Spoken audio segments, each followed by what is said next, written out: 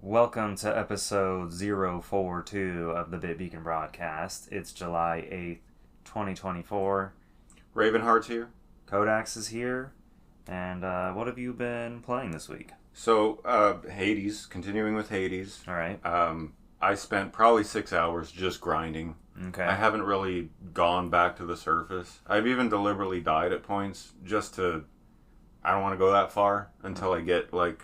You know how I am. Like, Sure. Obsessive about, like, stats and getting, you know, my perfect build before I, like, take on the big challenge. Sure. So, yeah, it's been a lot of that. Okay. Nothing too, like, exciting to talk about. All right. But I made a lot of progress doing that. Okay. Aside from that, I have been playing the Teal Mask. First, I finished, finally, everything to do in the first DLC of Scarlet and Violet. Pokemon. Yes. And that included finding the other, what are they called? The Ogre Clan members. Oh, okay, all the Ogre Clan members. Yeah. So I finished that whole little These are like special, like, fierce trainer battles, basically. Right. Yeah. It kind of atmospherically feels like the DLC's little Team Rocket entity. Yeah. In a way. But yeah, so there's like 7 of them or something throughout the map, and you have to locate them based on hints that you get from a dude in front of the temple, and after you find them all, you battle him. Yeah. And so I did that. What's the reward? Remind me. Oh boy, it was a like ability capsule or something like that. Okay. Not anything too extravagant. And then I found all the legendaries. Okay. Monkey Dory, Okidogi, and Pheasantipity. Yes. Along with Ogerpon, which I already had. So now I'm done. The Loyal 3. The Loyal 3 plus the Ogre. There were a bunch of emotes and other costume pieces that I ended up getting. Hopefully I'm not missing anything. I do kind of want all that stuff. There may still be some NPC out there that has something for me. Probably the only thing you maybe haven't done yet is the mini game. What is it called? Oh, Ogre Ousting. Yeah. Ogre Ousting, yeah. I know if you do that with, you told me this. Yeah. If you do that with 2 players and you achieve a certain score. Well, but you can potentially maybe do it on your own too. But apparently it's easier to do multiplayer wise. But yeah, if you get like the best score or you reach a certain like amount of... It's a guaranteed shiny Munchlax. Yes, yeah, it's like a gift Pokemon essentially within the game. Yeah, it does take your original trainer name and all of that. Okay. It doesn't have it's not like an in-game trade sort of gift. I know what you're saying. Yeah, we should do that at some point. I agree. Yeah, I would like to do that. Yeah. Aside from that, though, I think I'm done with DLC 1. I'm done enough for me to be content with moving on to DLC 2. Good. So I went and started DLC 2. Okay. I beat the first, basically, so you know all this, but when you go into the terrarium of Blueberry Academy, it's 4 sections, and each one has basically a gym, quote unquote, where you do a trial with, the gym leader, quote unquote, and then you battle them. I did the first one, and I did Crispin as my first. The cook?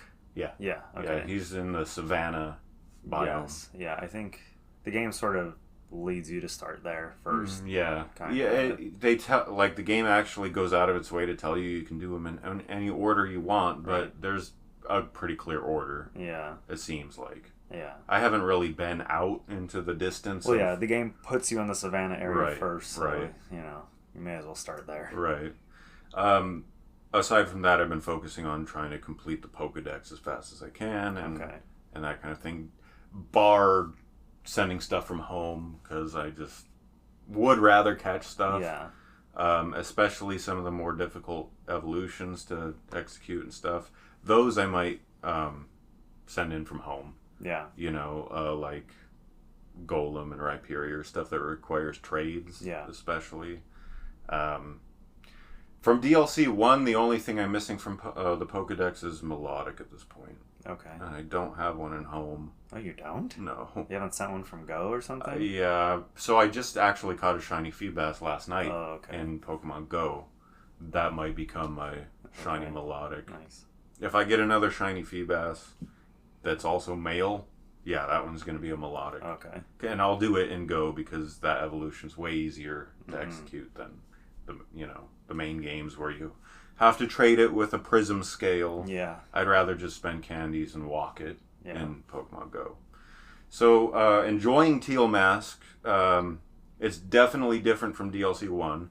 DLC 1 had much more of this journey kind of epic structure. Okay. Whereas this one is very much more battle focused. Has a story for sure. Yeah. But I like that dichotomy between the two DLCs a lot. I will say the like where the second DLC is more open and kind of more like the base game where it's like kind of do things however you like. Right, yeah. It does at the end kind of narrow back get into more sort of linear structure. Yeah, with the story especially. Yeah, gotcha. And kind of the finale of what's essentially the whole game culminates in that one sort of thing.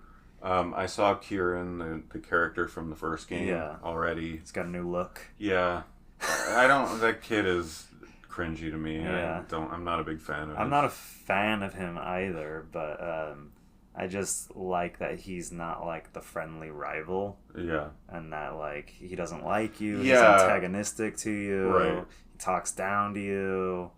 I gotcha. Like that's what I like about him. That makes sense. I get where you're going. Yeah. My favorite rival from any Pokemon game is still Gen 2. Yeah. Because he's literally a bad guy. Right. You know. But like with Kieran, at least there's this sort of like journey of his character. Sure. He's not just like I'm a bad guy. Yeah. Because I'm bad. Right. You know. He's basically gotten like the first DLC you literally get in his way time and time again. You realize his dream, and he holds it against you. He's not just like, oh, that's cool. I'm so happy for you. Yeah, right. I know exactly what you're saying. Gen 3, Gen 4, Gen 5, Gen 6, Gen 7 all had like friendly rivals that were happy for you in every situation. Yeah. Even when you beat them in battle. Yeah. It didn't make a lot of sense. Right. That's just not human nature, really. Right. And so, to see that is refreshing. It's like they had a realization with that. So I get that. Yeah, that's what I like about him. Like, it's like, oh my god, it's so nice to have something that's, different. Yeah, totally. No, I get that.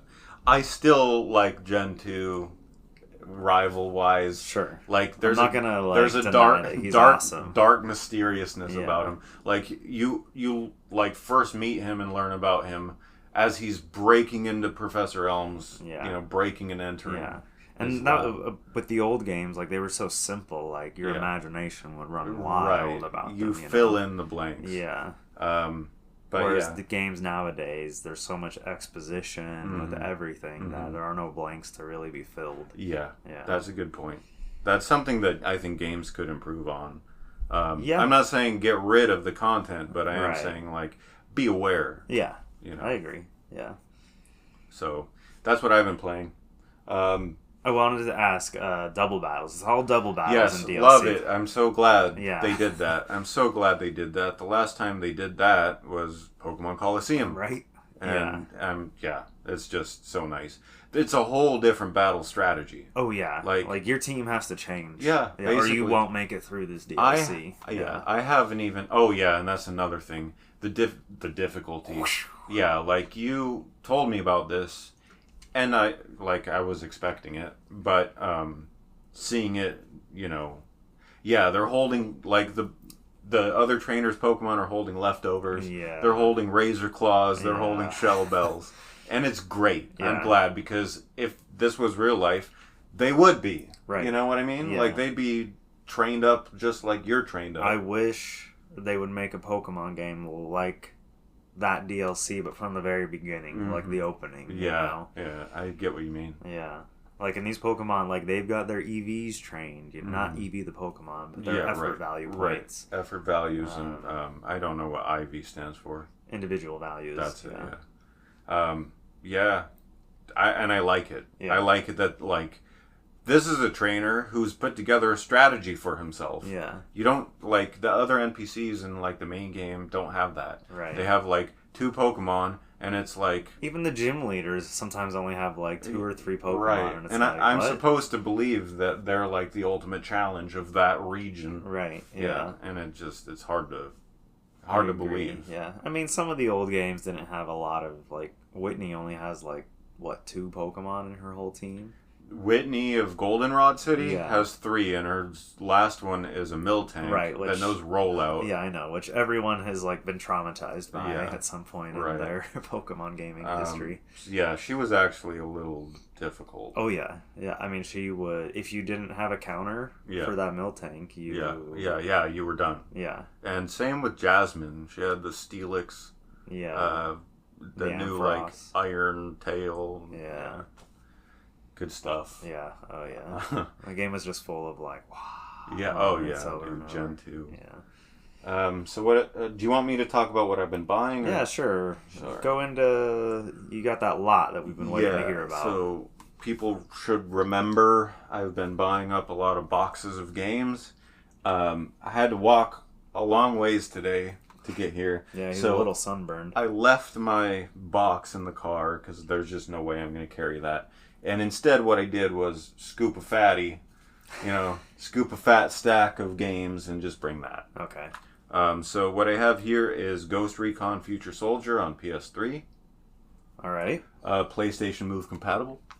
Let's take a look at that.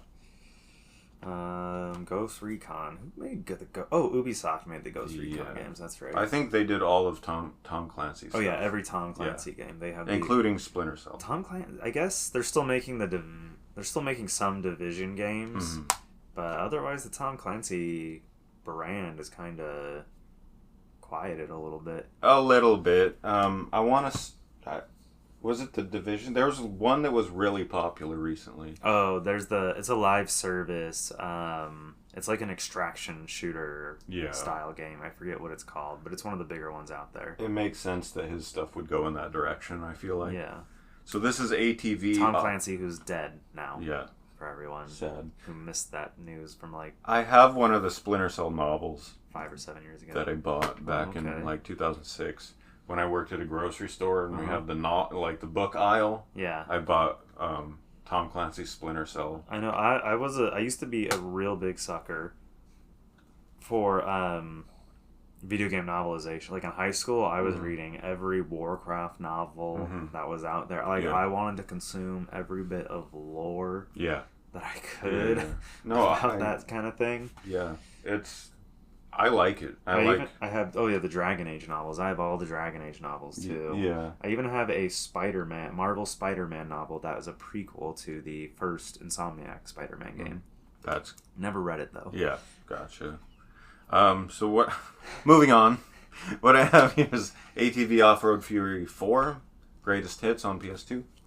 Off-Road. Okay. I've played that game. All right. And I like it. It's probably the definitive ATV racing game made by Climax Racing. Yeah, that's not like shovelware tier stuff. I mean, it's a greatest hits title, dude. The ATV Off-Road Fury franchise is like, if you were gonna play a racing game with ATVs, this is it.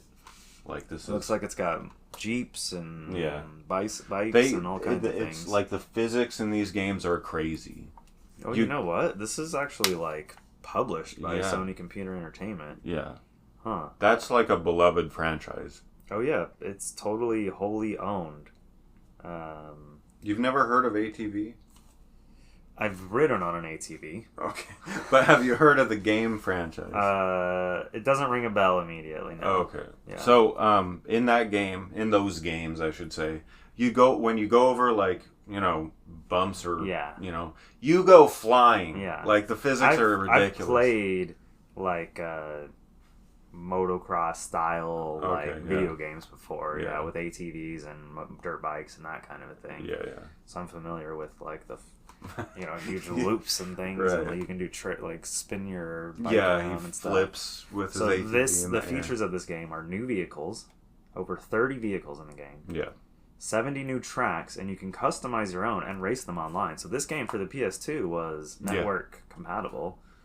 8 racing styles, and they even had a story mode for those people out there looking for... like, these games were beloved. Yeah. Like, I think it started on PS1. Okay. I could be wrong about that.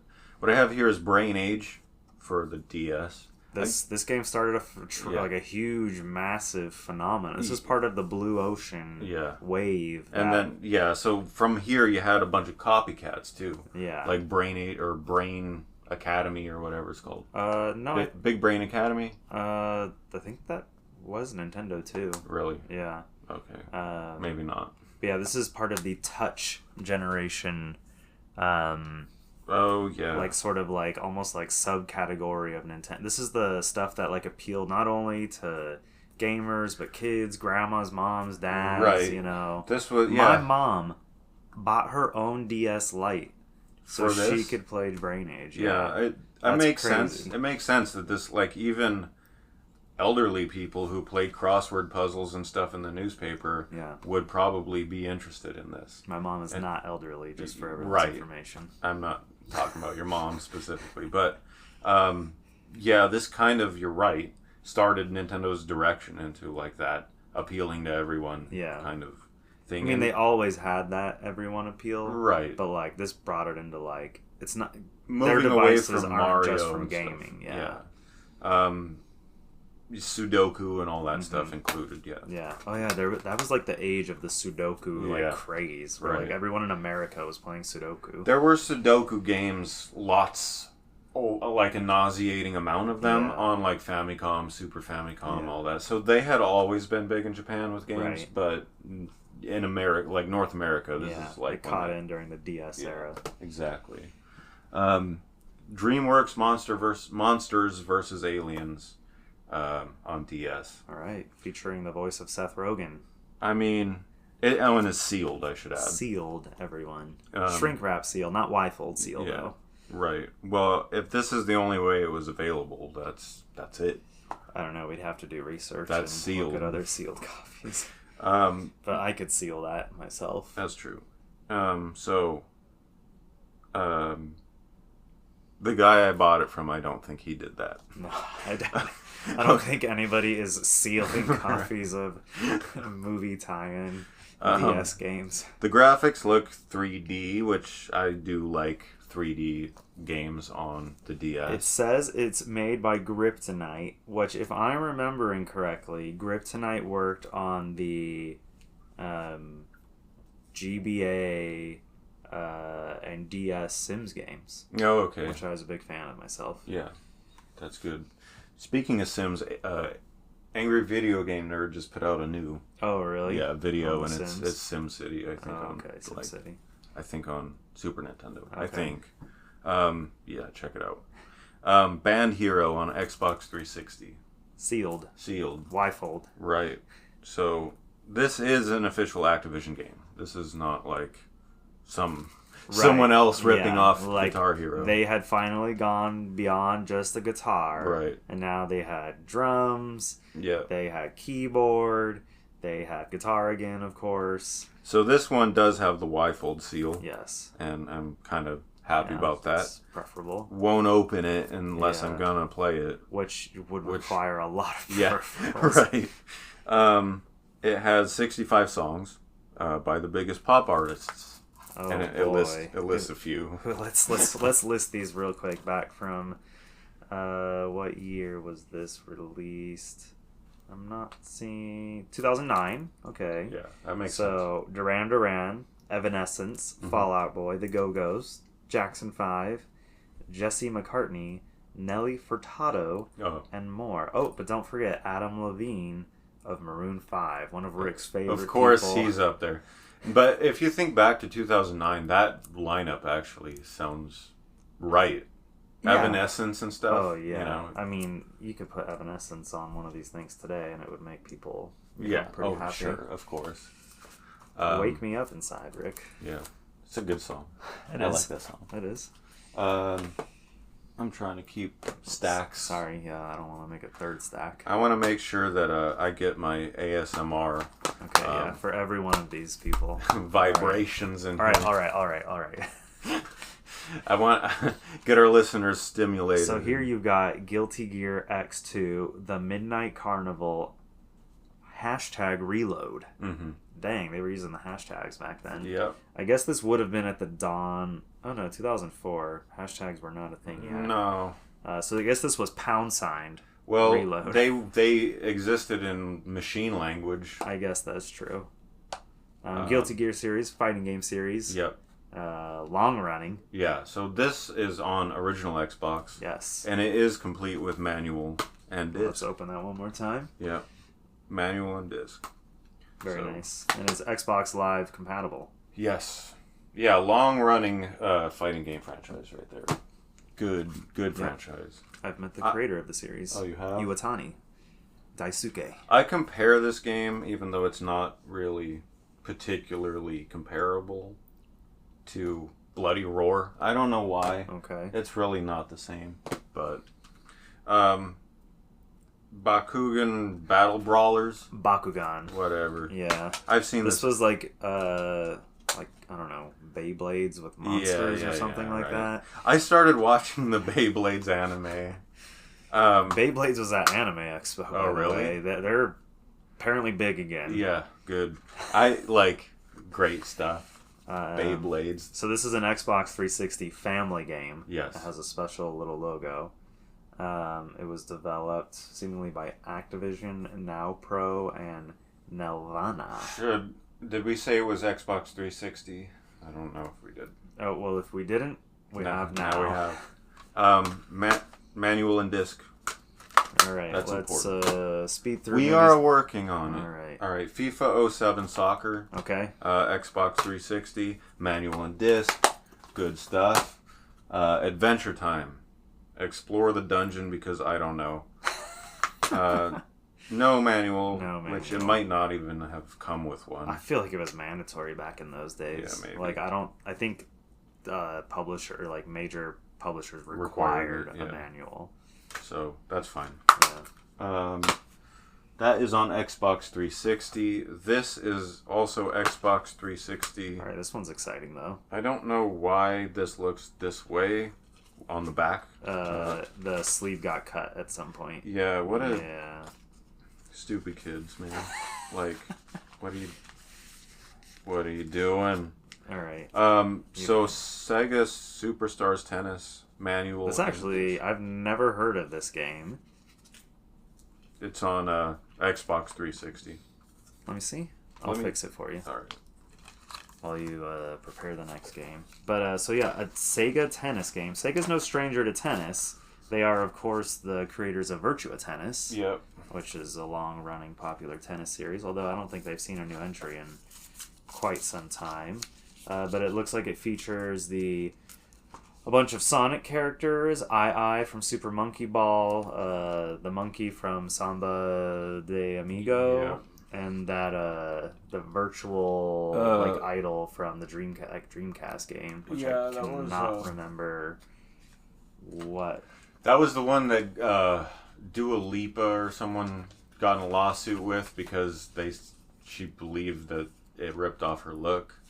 I was like, whoa, lady. Can't remember. That thing was around before you were born. No, actually.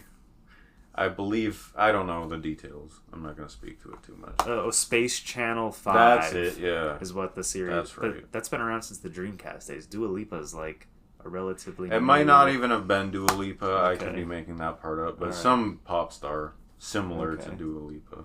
Huh. All right, Xbox 3. I'm going to go through 3 right here. Okay. Bunching these together. Xbox 360 Connect. Okay. And it has the purple box. case. So what's the Connect real quick for everyone who doesn't know? So it's it's like a motion detection camera peripheral for the Xbox 360, similar to the PlayStation. What is it? The Eye? Yeah. It's just called the Eye? The Eye toy, maybe? I think that might be right. And this is basically Microsoft's rebuttal to the Wii's motion controls. Right, that's true, yeah. So, for Xbox 360 Connect, also Microsoft Connect is an actual thing for computers. Yes. That has, I think that was around before this was. I think they adapted it to Xbox. Maybe. I think it was just developed in general at the same time. I know the Kinect, after it kind of failed as a peripheral, didn't really take off. I know like the medical industry was using it for like rehab. My brother-in-law did some implementation for a hospital. Yeah. But anyway, so Motion Sports Play for Real is one of these games. Okay. Wipeout. Okay, Wipeout. That's based off of the TV show, the ABC hit game show contestant. Where they run through the bouncy obstacle course. It's basically a ripoff of that Japanese show that MXC was based off of. Michael Phelps, Push the Limit. All right, so you're at the Olympics and you see game. Michael Phelps in the audience. You walk up to him. It's got 2 pictures of him on the cover. That is weird. Why is he on the cover twice? That is so strange. And one of them looks like a computerized version of him. Yeah. The big one. This one? Let me see it. They both look like photographs. Oh, yeah, they do. No armpit hair on Michael. No, that makes sense. He's a swimmer. Yeah, I know. But what I don't understand is what is all this digital patterning going on? Like, what's so sci-fi about like swimming? He's in cyberspace or something. Know. All right, so Xbox 360 Madden NFL 11 needs no more. Yeah, let's see. Yeah, complete manual and disc. Make sure to open it, everyone. That's all I need. NHL 07. Now, 07, that's a particularly important year for us. Oh, yeah, we graduated high school. Yeah. That tells you our age. Yeah. So, Xbox 360, complete manual and disc. All right. What have you been playing / buying? Okay, yes. Okay. I have been crazy busy at Anime Expo. I'm also, getting over some kind of cold I caught at the library conference, so I have not been playing much of anything. I've barely even been able to log into Genshin and Star Rail every day. So yeah, I really haven't played anything. I did pick up a couple things, or a couple things have arrived in the last couple days. So I'll just quickly mention these. One new pickup I got was a new The Legend of Heroes title. So this is Trails Through Daybreak for the PlayStation 5. It is the deluxe edition, which is the only edition available that's in retail. Gotcha. There is no standard edition. I believe it comes with a digital soundtrack and mini art book. And it feels like there's a nice weighty manual in there too, which is nice. That's good. Where's the art book? Is it inside? Yeah, okay. I think that's probably what the manual slot is being. Gotcha. But I mean, yeah, it's going to be a pamphlet style art book. Gotcha. So really calling it a book is a bit of a stretch. Yeah, sure. There's no ISBN number. Art brochure. Yeah, that's what I'd call it. And then this I just got yesterday. I think it was Saturday night. GameStop started a new sale, and this game went on a random sudden deep discount for $10. And I had my $5 monthly coupon that I hadn't used yet, so I got this for $5. It is Fitness Boxing Fist of the North Star. Oh, okay. So Fist of the North Star is a manga / anime from the 80s. I'm familiar with it. Okay. So I have no idea how this game got localized in English. It's kind of a weird... But yes, you can basically do fitness routines with the characters from Fist of the North Star. And so is there fighting in it? I believe there is sort of fighting through fitness kind of challenges. Okay. You can kind of... It's not a fighting game per se.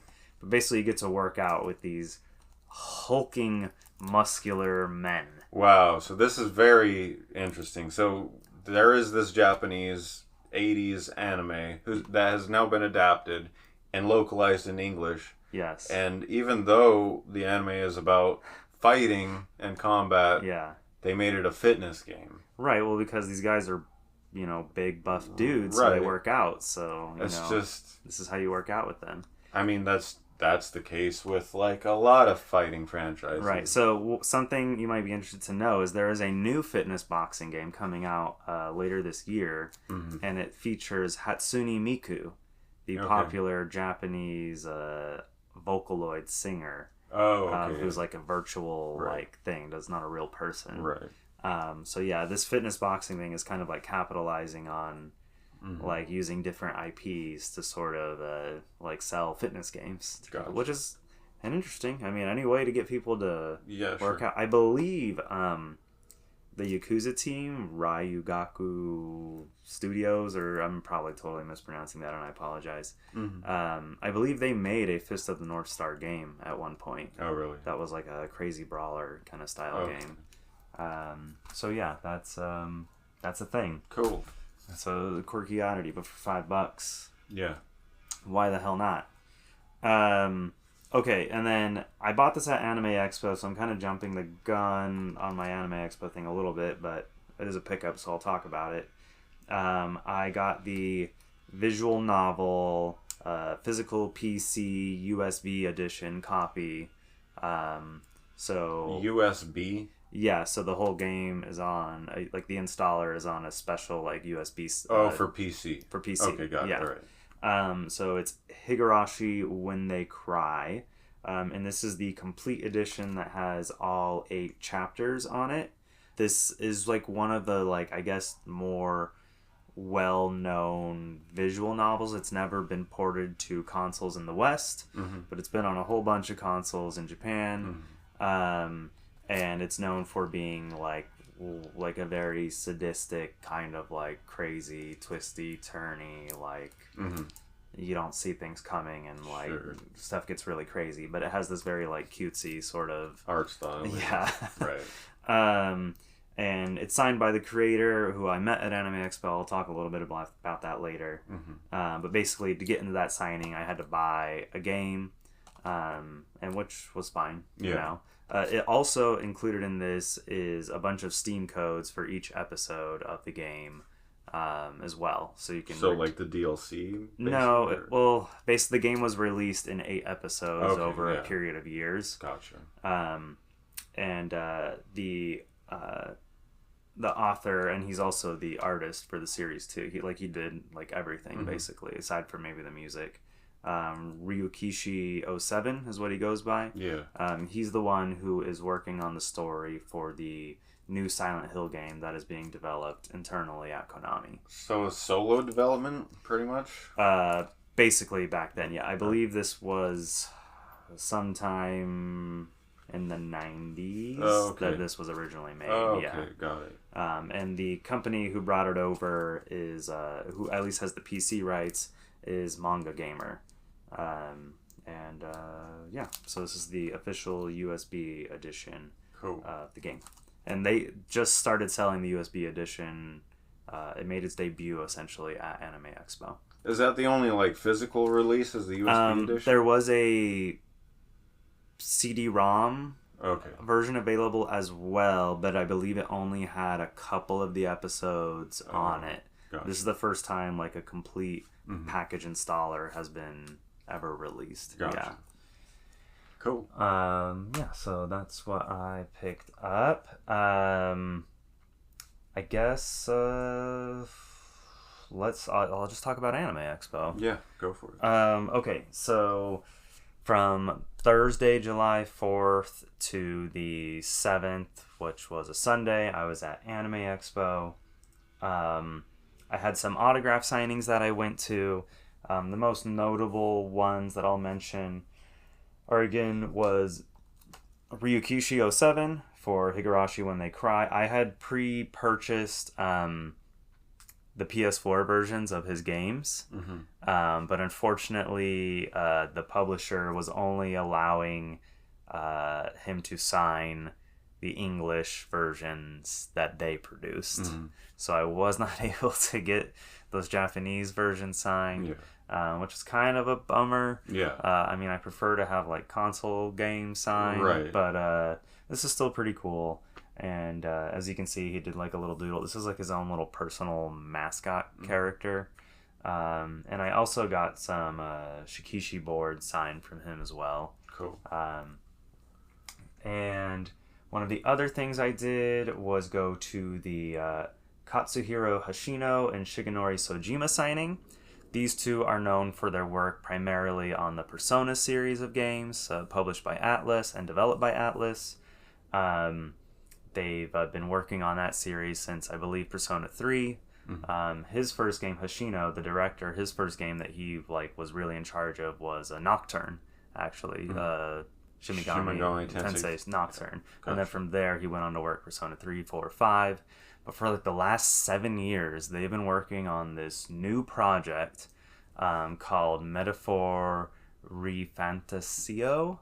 And it's like a fantasy style game, and that's what they were here at Anime Expo promoting.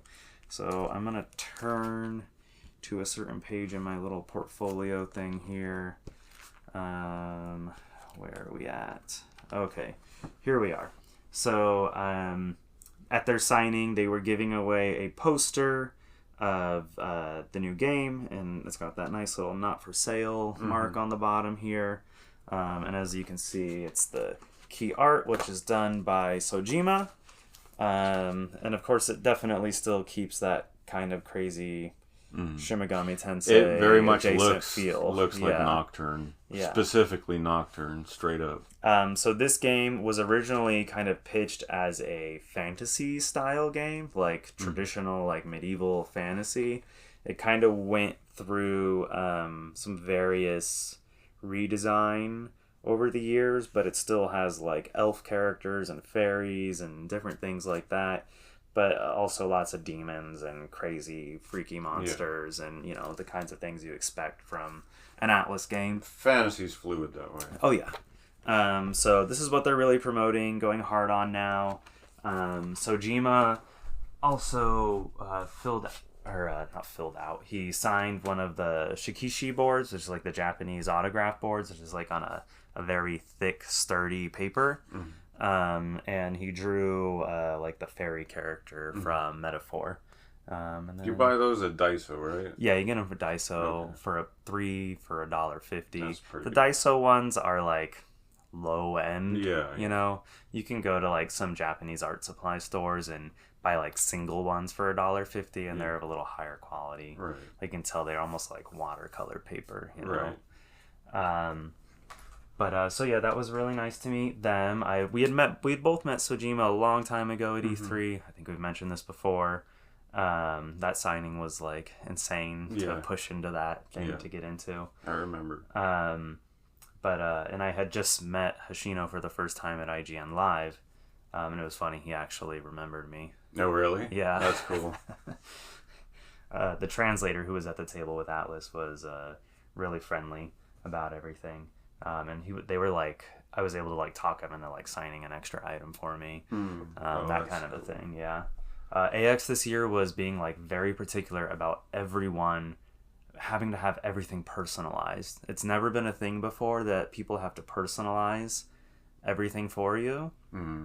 They probably do that to avoid like reselling, which, autograph scalpers, basically. I get that, but at the same time, it's like, I mean, like on the Shikishi board, I don't mind, but like I don't want my name on the game, right? Like that's weird. Like my thing here. Okay, let's talk about brief aside. Okay. We should like have a whole discussion about this at some point. Well, I had a huge discussion about it at Anime Expo with like my little group that I was with. Here's my approach when it comes to autographs on games or anything. You do what you're gonna do, period. I want whatever you're gonna do. Yeah. If you even tell the guy, sign it up here, you are altering his signature. A lot of times they ask you what you want. To which you should, in my philosophy, reply, whatever you want. I usually let them do whatever they want. I mean, if they ask me, I mean, like, I'll just be like, well, wherever you're not, like, on top of the artwork, you know? Or, like... But, I mean, even that, though, you're altering their... I mean, I have seen autographers, or, like various guests, like, make mistakes. In my... like view, like I would be like, I wouldn't have signed in that particular spot. There's no such thing as a mistake. Yeah. When it comes to your signature and autograph, there really isn't. Like you can't. Yeah, but I mean, I could see it like almost harming the value of an item more than like helping it. You know, depending on. Sure. I mean, if I were to care, particularly about like reselling, which I don't. I've never sold any autograph thing ever. Right. But, I mean, you get what I'm saying. Like, you're altering their creative decisions. All right. You are. I don't think they're going that deep with it. It doesn't, I mean, regardless of depth, you are altering their creative decisions. Sure, yes. Yeah. Okay. That's all. All right. So, every decision is a creative decision, then? Yeah. When it comes to signing or any kind... Okay. An autograph is a piece of art. It is. Yeah, I mean, especially when you have it on something like this... I mean, it's like suitable for framing. It could be well, it could be a line. Yeah, that's still art. Okay. Okay. So the other person I met, and I didn't bring the signed games with me, but I met the longtime producer, creator, director, writer of the Legend of Heroes series. Mm-hmm. And his name is, Toshihiro Kondo. Yeah. And so I had him sign a couple of the, not only these games, he also is known for the East games. Mm-hmm. So I had him sign a couple of the recent East games that he worked on as the script writer for, and also producer. Cool. And then the other signature I got wasn't at an autograph session. It was actually, by random chance, there was a Sonic panel happening at Anime Expo this year.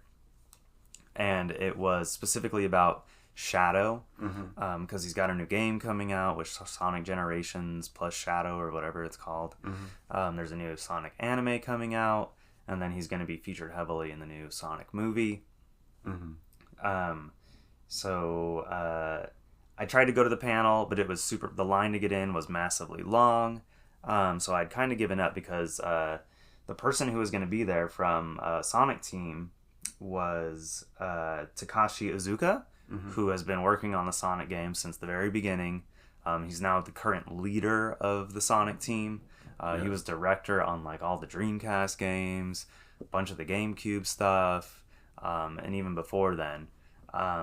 But since their panel was starting, the whole like Sega Atlas team was like the whole Sega team was like just outside the front door of the panel. Mm-hmm. And I happened to be walking by, and in the middle of the crowd, I saw Iizuka there. Mm-hmm. So I was able to kind of worm my way through them real quick and get him to sign my game, which he was super friendly and happy to do, and nobody tried to brush me away or anything. That's good. There's kind of a strategy, like you don't want to attract a giant crowd, right? Because you don't want everyone else to notice it, right? Because then you're now a burden. Exactly. Or if you are going to do that, you need to be the first one. Yeah. Because after that, no one else is getting through. Right. And then I want to note that on Saturday night, I went to the Essence of Fandom Like a Dragon Yakuza Experience. So the Yakuza series is like a series about the Yakuza in Japan, specifically in like one part of Tokyo, and it follows this protagonist Kiryu. And the series has sort of had a restart in recent years with a new protagonist, and they've like changed the name to be more in line with the Japanese name, which is Like a Dragon. Mm-hmm.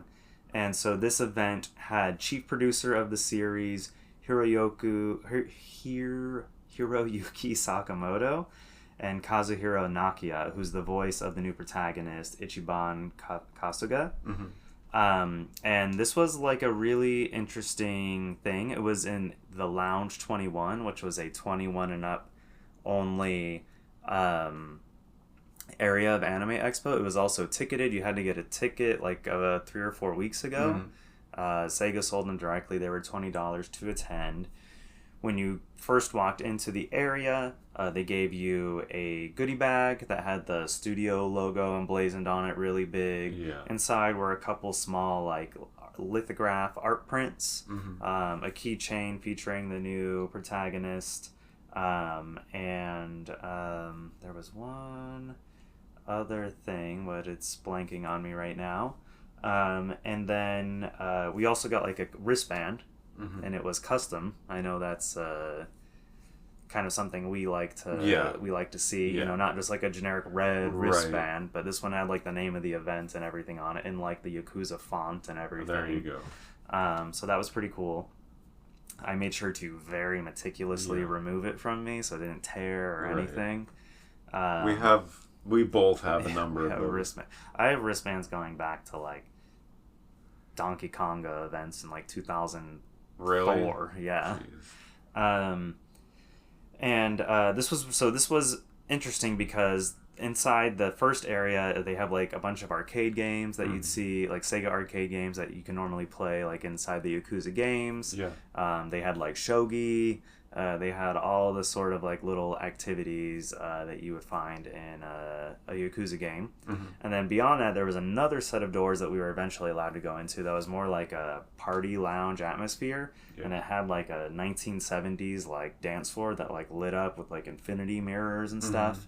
And people were encouraged to cosplay and go like in character and stuff. So there were a bunch of people dressed up and dancing and doing stuff.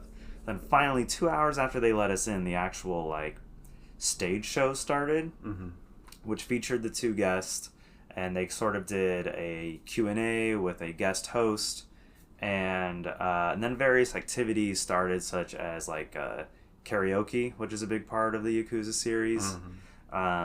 And they had 3 guest people. One of them was Rocco from Mega 64. Yeah. Oh, jeez. The bigger guy. Yeah. And then 2 others who I didn't know, but one of them was like a pro Japanese like wrestler. Oh. A woman. That makes sense. That's Yakuza for sure. And she ended up giving like a really great performance, and she won, and she was like so excited. Like it was like her excitement was like very. All 3 of the performances were really good. Rocco did like this really like sad song, and it's cool because they had the like the music, like the clip from the game playing where you press the button prompts to like, you know, get the singing correct or whatever. But like they actually had to, you know, sing it out loud for everyone. And then after that, the actual star of the game, he also performed 2 different songs and karaoke live, like in the voice of the character and everything. Do you know if the character is Kazuma or is it No, the new protagonist is Ichiban Kasuga. Okay. Yeah. Kiryu, the original protagonist, he's like, he actually had a new game come out recently about him. The Man Who Erased His Name is what it's called. Oh. Because I guess he's like gone into hiding or something. I don't know. Yeah. Something like that. So yeah, he's kind of taken a back seat now because the new Yakuza games are now no longer like brawlers. They're 100% like turn-based. Oh, really? Like I think the tagline for the first one was like a Dragon Quest.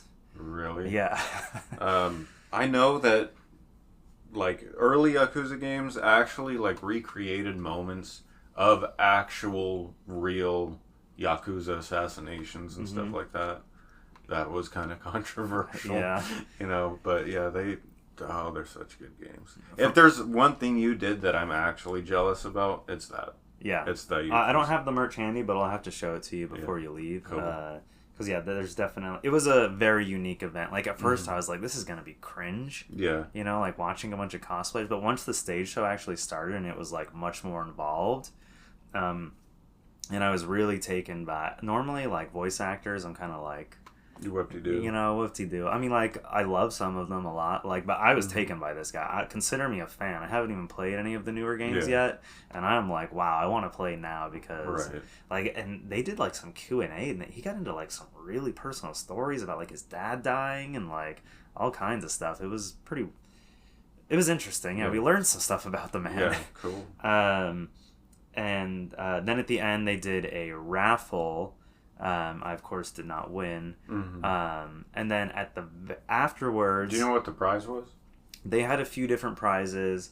The one that I remember that I would have liked to have won was one that was signed copies of the games by the whole dev team and stuff like that.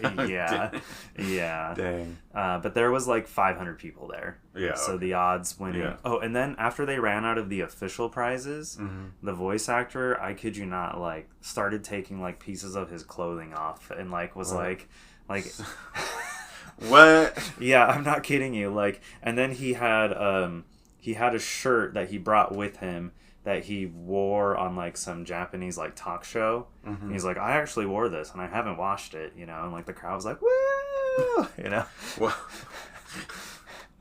that's I mean, as far as I know, that's a first. Yeah, it was fun because it was kind of an after dark activity, for adults. Right. So the 21 Club. Yeah, it was it was a little. Did more they have fun. a drink menu?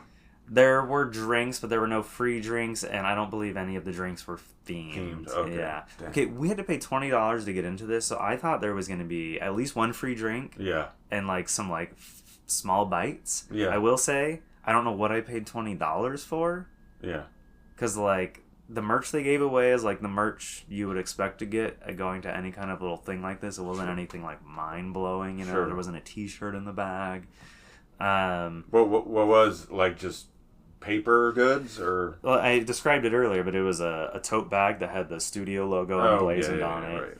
Right. Or a cinch bag, I should say. Yeah. Which I didn't cinch. I rolled it up and then stuck it in my poster tube, so it's perfectly preserved and not creased or anything. Nice. And then I had some small little lithograph art prints, a keychain of the protagonist, a little chibi pixelized keychain of him. Gotcha. And then again, there was one other thing which I cannot remember for some reason. And how much you want for the keychain? Well, I have the whole set, so I really don't want to separate them, But it was a really cool event. I enjoyed it. But then at the end, after the presentation was ending, the two main guests were like making their way off stage, and they were kind of behind this cordoned off area, but there was a mad dash over to like that where that stage meets the ground, and people were all trying to get something signed. Sticking their games in his face. Yeah, I was unsuccessful. I did not get anything signed. I wasn't close enough to the area. People who were already parked over there, I don't know why I didn't think to get myself in that position, but because I did bring a game with me and the small hopes that something might happen, but it was kind of a mess. Right. Yeah, did he start signing them? No, yeah, they both signed a handful of things for people, but then you could tell they were starting to make their way down the line more quickly, skipping a bunch of people along the way so they could be towards the exit area. You don't want to be that. I try to understand the psychology in their position. You need to get out. You don't have time to sign 600 people's stuff. I mean, there was maybe 20 people over there. Okay. Yeah. But actually had stuff with them. But you signed some, so you don't look like it was It felt very Hollywood. Yeah, where it was when you see those videos of the celebrities signing two things and then they leave, and then they leave. Yeah. But they can't say that he didn't sign anything. Right. But it was but yeah, I get it. Especially the voice actor, he's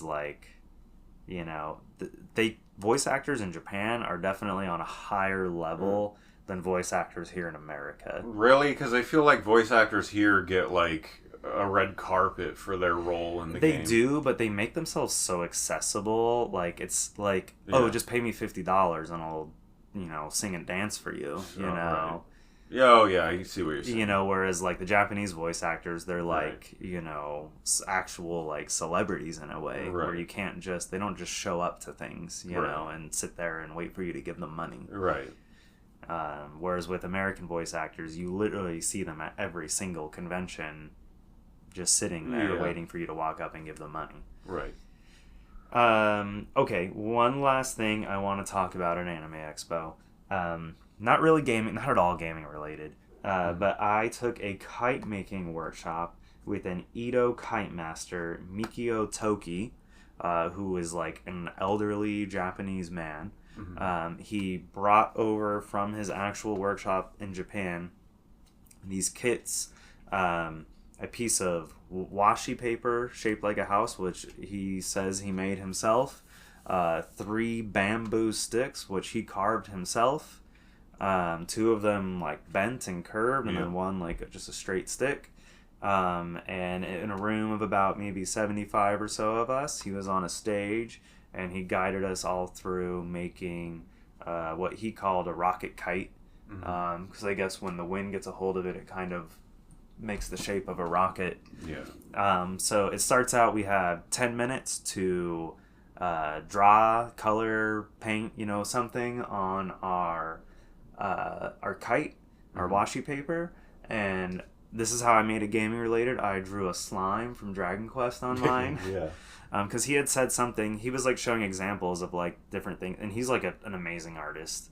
Like got these very beautiful pieces on all of his kites, and his kites were adorned on all the walls of the whole entire room. That's cool. It was really cool. He was an official guest of honor for Anime Expo, which means they put him up in a hotel at the JW Marriott. They pay for his flight, his food, everything for like a week basically. So at one point he was like, "Oh, it's the year of the dragon." So he's like, "Here's a dragon I did," and that gave me the idea. Like, okay, I was like, I can't do a dragon. I can do something from Dragon Quest. Why can't you do a dragon in 10 minutes? I can't do a dragon in 10 minutes. Okay.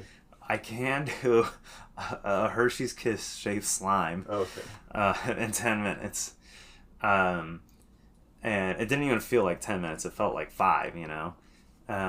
Because like the class has got to move. Right. So anyways, we end up getting walked through all the steps, and I thought it was just gonna be like, all right, you guys have made your kite, like have a nice day, but instead he took all of us outside onto Pico Boulevard, which is totally closed off for Anime Expo now. Right. Oh, and okay. like 80 of us were all flying our kites together. That's cool. It was so awesome. And he's out there with us. He speaks like broken English, but like enough that he understands you and you can understand him. And anyways, it was just the most delightful thing I have ever done in Anime Expo. He actually signed one of the boards for me too. Okay. And it's cool. His signature like has like a kite thing coming out of it and everything. That's cool. I'll have to show it to you before you leave. It was just so special. Like everyone was like a 5-year-old again. Like when's the last time you flew a dang kite? Let alone a kite you made yourself. Right. So it was just cool to see everyone out there smiling and just having a good time. Reminds me of that Mary Poppins scene where they're flying kites at the end and they're singing that. I'll have to go back and rewatch Mary Poppins. Rewatch the last 5 minutes of Mary Poppins when you have a minute. All right. Anyways, that was my Anime Expo. Oh wait, one more thing. Just want to talk about a couple cool like freebies I got while I was there. This year, Atlas easily had the best freebies at their booth. Okay. Probably the nicest thing I've gotten at like a con or anything like that in recent years is this notebook for the Metaphor Refantasio game. That is really cool. Yeah, so this is like faux leather, gold embossed. It's got like even some details on the spine there. Yeah. It's like some fantasy language. I'm not sure what it says. Maybe I'll find out when I play the game. And it's like the leather's like distressed as well. Can we see the pages? You sure can. So it even has a little gold. What do you call that? Like a binding strap. Yeah, so it keeps the notebook from just flying open whenever. Right. And there's also a bookmark as well. So the first page has the logo of the game. Cool. I do like the title art. It is. I was almost doing like a pentagram type thing. Yeah. Oh yeah. The director of the game, who did all the Persona games, Hoshino. Yeah. Oftentimes when he does his signature, he does draw like a pentagram. It makes sense, even with Nocturne. It, makes sense. So the pages, they look all the same. They're just nice parchment texture with like a kind of faded gold border around each page. Yeah. No lines. I like that. No lines. You're not going to use it, but if you did, you could like get artwork done in that. When I brought this home, my girlfriend was like, "Oh my god, Can I have that? That looks amazing. On the last page, there is a little bit of information. It's not really the last page because it's like glued to it's the inside of the back cover. Yeah.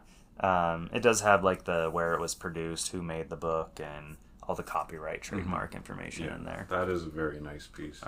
So yeah, they were giving this out one of two ways. There was in the South Hall lobby, you could take a photo with a giant like statue of like a creature, monster, something from the game, and you would get the notebook for doing that. Or if you played the actual demo of the game, which was like a 3-hour long line. Wow. So I did not do. How long? They only had 8 stations. Oh, yeah. Was it a long demo, though? I think people got like 10 to 20 minutes to play. So I was like, I'm just going to go take a picture in the lobby. But they only had a limited amount available in the lobby each day. The other way to get it was if you went to their panel. They apparently had one on like every seat when you went in that morning. But I did not go to their panel because I was busy like waiting in line to go to their autograph session. Quick aside, on the topic of lines for demos. Yeah. Do you remember the demo line for The Order? Oh, at the PSX? First PlayStation experience? Yeah, it was massive. It was, like a 5 hour. I didn't do it. Yeah, I did it. And I was offered $20 for my spot in line by some onlooker. Oh, you want to hear a funny story about being offered money for a spot in line? What? I wasn't... Okay, remember Ryukishi 07? Yeah. Okay, to get in this guy's line for his autograph, because like a lot of the other guests, it was either online reservation or you waited in a line outside in front of this booth, and then eventually they would give away autograph tickets depending on first come, first serve. Yeah. For this one, the booth you had to go to their booth on the actual floor in Kantia Hall, which is normally where Artist Alley is. But this year, that's where they put the 18 plus area. And not that this game is 18 plus. I mean, it would be like a mature rated game. Sure. But it's not like adult. There's no sex content in the game. Right. But at least not like in a graphic way. Right. Those are the best visual novels, by the way. Right. I've played some. The manga gamer booth is an 18 plus booth, generally speaking. Right. So that means they were distributing their tickets first come, first serve on the first day of AX, or as many days as it would take, but it would always be the first day. So I knew this, which meant that I had to go down the day before AX to pick up my 18 plus wristband to expedite my entry into the 18 plus booth. Yeah.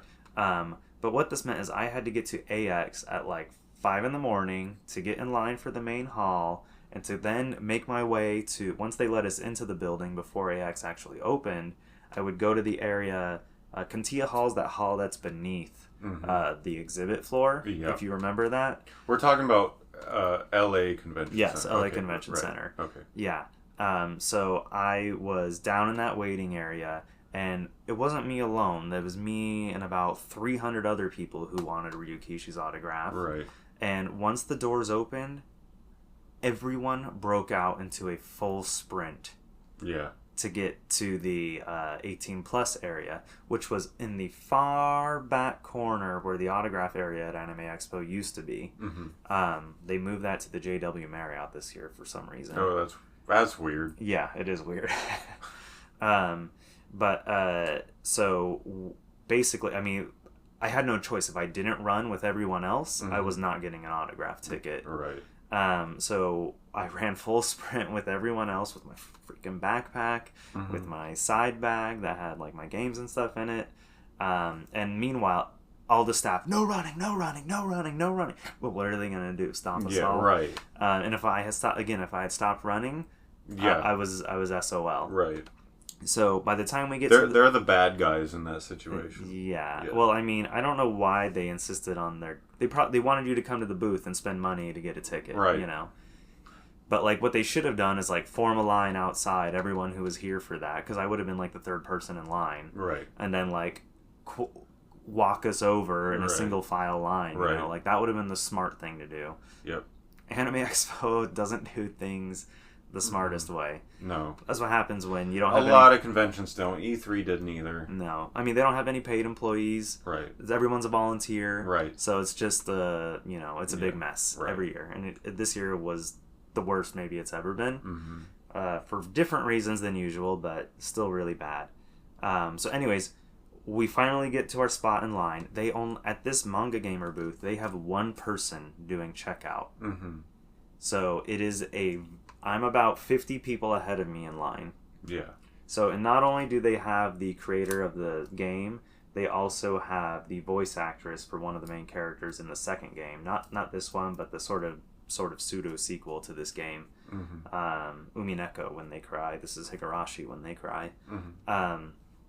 She was there too. So people, depending on how much money you spent, if you spent $50, you could pick one or the other. If you spent $100, you could pick both. And so by the time I got my ticket, which, like I said, there was about 50 people in front of me, and it took about 2 hours for 50 people to check out because there was only one, and they were doing paper receipts. Yeah. They were like writing down what you bought. Heck? It was the most mind-boggling thing. Like, the Manga Gamer booth was not ready. No. At all. They should have had at least 2 people doing eventually, near the end, when I finally got there, they finally got a second person helping people check out. It's the organizers having no clue about these people that they're booking and the amount of, like, fervor for who, I mean, when we go to E3, we're like the few people in the know, but at Anime Expo, everyone is ready, prepared, they know them in the know, willing to do whatever it takes to get whatever they got. So let me tell you about someone who didn't make it past the cutoff in line for the signing ticket, and while I was waiting in line, this girl walks up to a guy 2 people behind me and gives the guy $500 for his spot in line. Wow. Yeah. Boy. And he bid it. He took the $500. I would. If she had asked me, I probably would have too. Yeah. I was kind of like, dang. Yeah. Oof. Yeah, but if someone's willing to pay $500... that's like... So... That's a get. Yeah, right. But that speaks to the crowd, like the difference, like just the vast difference in convention and crowd. Yeah. Like Anime Expo, these are people who they're going because they know, they know what they want. They know what they want. They know who they want to meet. Yeah. They know what they're getting. They're prepared. They have resources to get what they want. Versus E3. Comic-Con, etc., WonderCon, where it's really just, I don't want to call them looky-loos, but not super... I mean, Comic-Con definitely has people who are in the know. Yeah. Not nearly as much. All of these conventions do have some. Yeah. But, But yeah, Anime Expo is definitely on another level. Right. Like, it's all, like, for a large group of people, it's all about the autographs. It's all about the Japanese guests. It's all about, Well, it's because... they may never see them again. Right. Like, they're going to the other side of the planet. Yeah, they're otherwise inaccessible. Right. Forever. Right. And this guy's never done he had a panel at AX some years ago, but he had never done a signing before, so this was, like, America's first opportunity to, like, meet this guy. Yeah. In a long time, at least. Right. So, yeah, pretty... That told me, like, how high stakes things were. Like, the mad dash over there was like, oh my god, like, this guy is a huge deal. Yeah. I had only first heard about him when they announced that he was the writer of the new the new Silent Hill game that's being made in Japan, and that's when I was like, oh, okay, I need to look into this guy. And that's when I found out he's this, like, prolific, famous visual novel writer. Yeah. And I was like, okay, well, like, Japan's excited. Like, Konami getting him to make their Silent Hill game is, like, a big deal. Yeah, that's a big deal. Oh, and speaking of which, when I met him at his signing, I told him that I'm, looking forward to his work on Silent Hill. And he replied by saying, through a translator, told me that, it's a huge honor for him to be working on it, and that, he's a big gamer himself. So, like, the immense amount of, like, pressure and responsibility to get it right is, like, really... That would be a lot of pressure. Yeah. But I mean, from what I understand, these stories are like really messed up and disturbing. His visual novel, so he sounds like he's probably a good fit to. Silent Hill historically gets really deep into characters' sordid, like pasts and desires and stuff that you don't find out about till the end. Okay. And that kind of thing. Yeah. So it does make sense. Yeah, and this Silent Hill, it's kind of weird because Silent Hill's in a place where it's like, it's not really about Silent Hill anymore. Silent Hill is just like a name of a series. Yeah. Whereas like Silent Hill is a place, a town. Yeah, it was.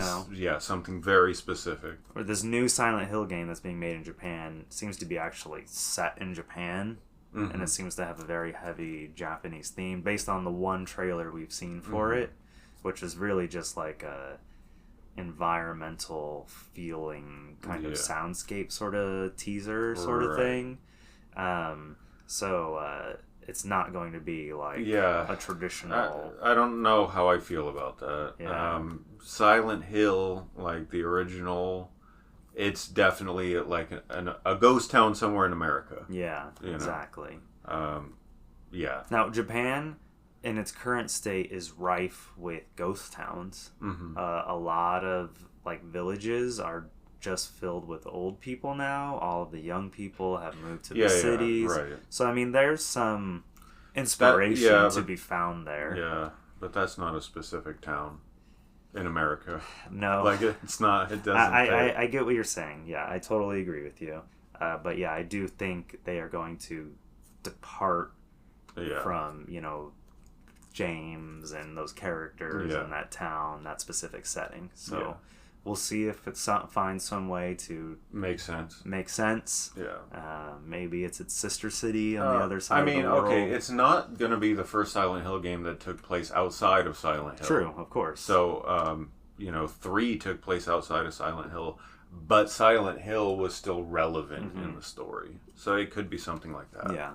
So, let's reserve judgment. Yeah, I'm not saying it's ruined. Okay, another little freebie I got was the 6 character cards I got at the Genshin Impact booth.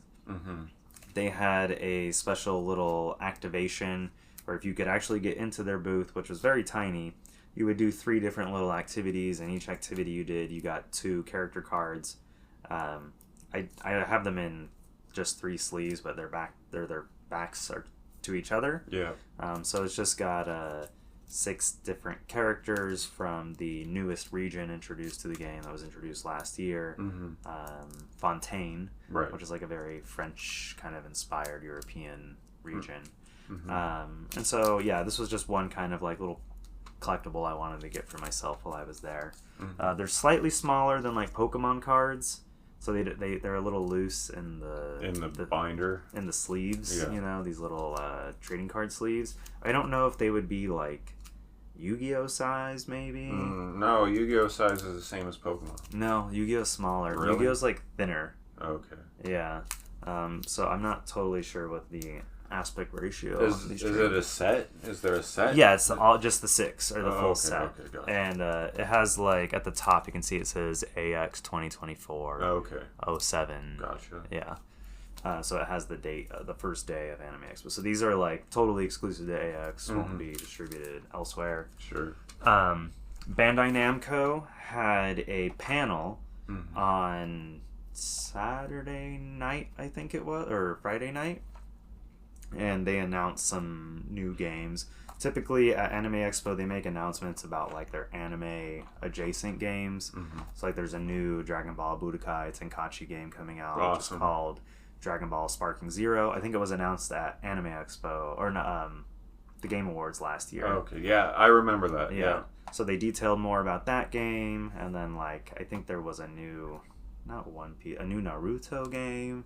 They talked about their new Gundam, Gundam Breaker 4, and then there was one other game which is escaping me right now.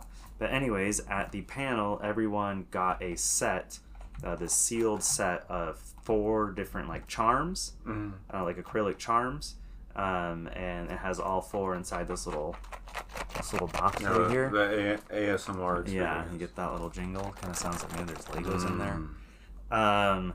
And I didn't go to the panel, but luck would have it that on Sunday, I guess they had extras, so they started distributing them at their booth if you played one of their 2 different demos that they had available.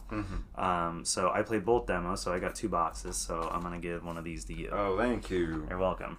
Right. Do you know? Wait, who are the charms? It's the 4 games I just mentioned. Oh yeah. Okay. Yeah, it's like the logo or like a character or something from each of the 4 games. Gotcha. So the box is sealed, so I don't know if you really want to open it. I don't know about that. Yeah, I do have a picture of it. If I could maybe find That's okay. That. I can look it up. Well, you probably won't be able to find a picture of it. Oh, okay, you have here. Okay, so yeah, it's 4 charms. You can see the Gundam Breaker one is kind of on the ground. Yeah. But then there's like a character, I think, from a Sword Art game. I'm not sure what that mask-looking thing is. Oh, I think that might be Dragon Ball or something. No. Oh, no, that's Dragon Ball. I think that's the One Piece. And then it also comes with a lanyard. A lanyard, okay. Yeah. Cool. Thank you. So 4 charms and a lanyard. Very cool. But in a nice little premium, not for sale box. Little kit. Yeah. Yeah. Okay, I'm finally done with Anime Expo. Seraphim. Thank God. All right.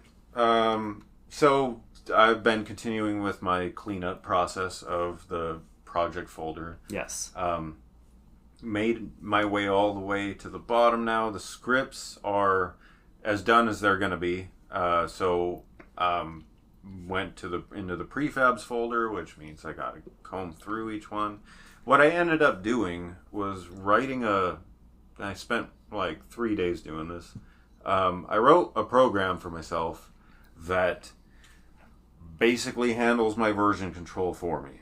And I tell it what asset I want, and it pulls the relevant version and puts it in a new folder, and then opens an Explorer window so as to just present it to me so I can just drag it. Okay. It also renames files, so even if I don't stick to the naming convention in the future, it will rename the file and put it in the proper order. Okay. So I wrote that in C++ this week. And it's kind of an investment because I can use it in future projects. Sure. And it will prevent this kind of thing happening. You spend time now making that tool, and then it saves you more time in the long run. Right, exactly. I do still have to do my own cleanup, but, never again. If only there was a tool that would do that for you. Right. But I can only write so many tools. Right. But, so just continuing with that. Still got a couple folders. I'm not done completely with that, but with this program I wrote, that'll just be super helpful and prevent me from falling into this situation again. Okay. So that's what I did this week. Getting into the news. So Eurogamer reported that Nintendo President Shintaro Furukawa was asked in a shareholder meeting for Nintendo's position on Nintendo IPs being used, quote unquote, inappropriately on social media. Mm-hmm. The shareholder asking in the question was concerned that such instances, quote, pose the risk of damaging the value of Nintendo IP, end quote. Okay. No specific examples were given during the meeting, but it's pretty obvious to anybody with a brain that they were referring to not safe for work fan porn on Twitter, etc., which Nintendo has stayed pretty quiet about, despite that type of content pretty much existing for all of internet history. Yeah, I mean, like, what can they, really do? Like, this shareholder, honestly, that stuff probably helps more than it hurts. I would agree with you. Yeah. I would agree with you. So Furukawa responded by saying this. Here's his quote. Our company aims to achieve our management policy to bring smiles through entertainment, that's in quotes within quotes, okay, by proposing unique games that anyone can intuitively enjoy. I will refrain from commenting on individual cases, but we believe that the appropriate action must be taken against any behavior that undermines this policy. Our goal is to create an environment where everyone can enjoy playing games. We will continue to make every effort to ensure that our customers are not made to feel uncomfortable, not only in our games, but also anywhere else they come into contact with our IPs. I mean, it sounds like just a very generic, like, oh yeah, we'll do our best to help make sure our customers don't see that or something. Right. But I mean, there's nothing they can do as long as like someone's just publishing that out on the internet, and like it's called fair use. Fair use, yeah. Yeah. I mean, there's we have fair use laws.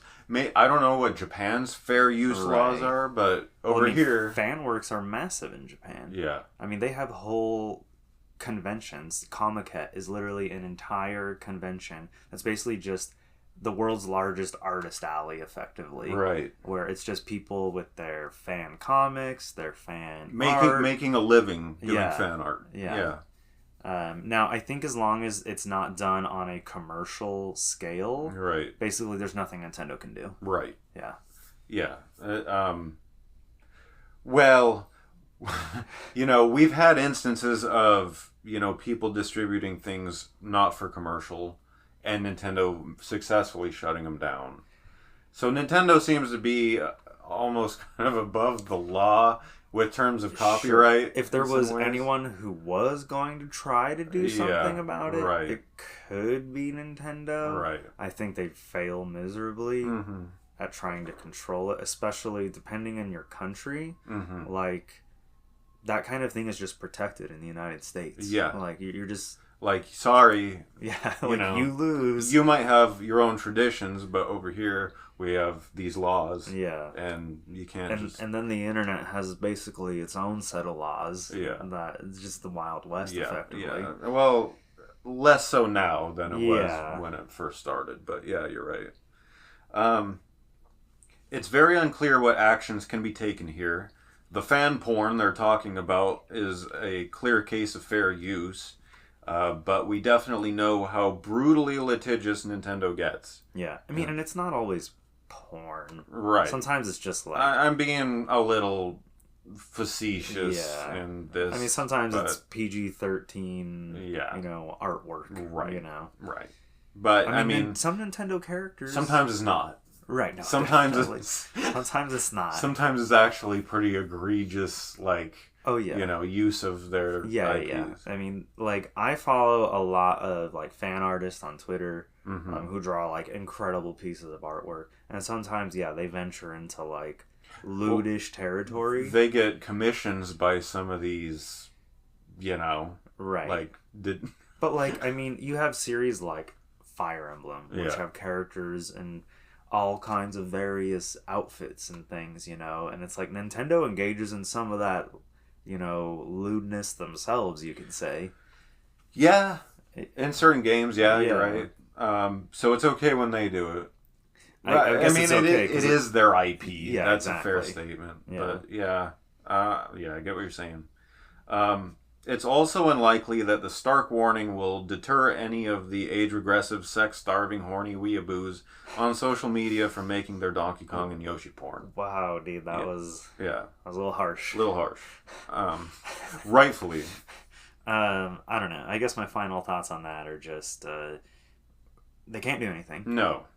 They won't do anything. If him saying this in a shareholder meeting... Why does Furukawa say that? Well, because a shareholder asked, so he had to say something. Right. He had to give a response. Right. Now, if tomorrow Nintendo puts out an official statement on their social media saying, like, fan artwork is no longer allowed on any Nintendo, like, it would be the dumbest thing they've ever said. Yeah. I mean...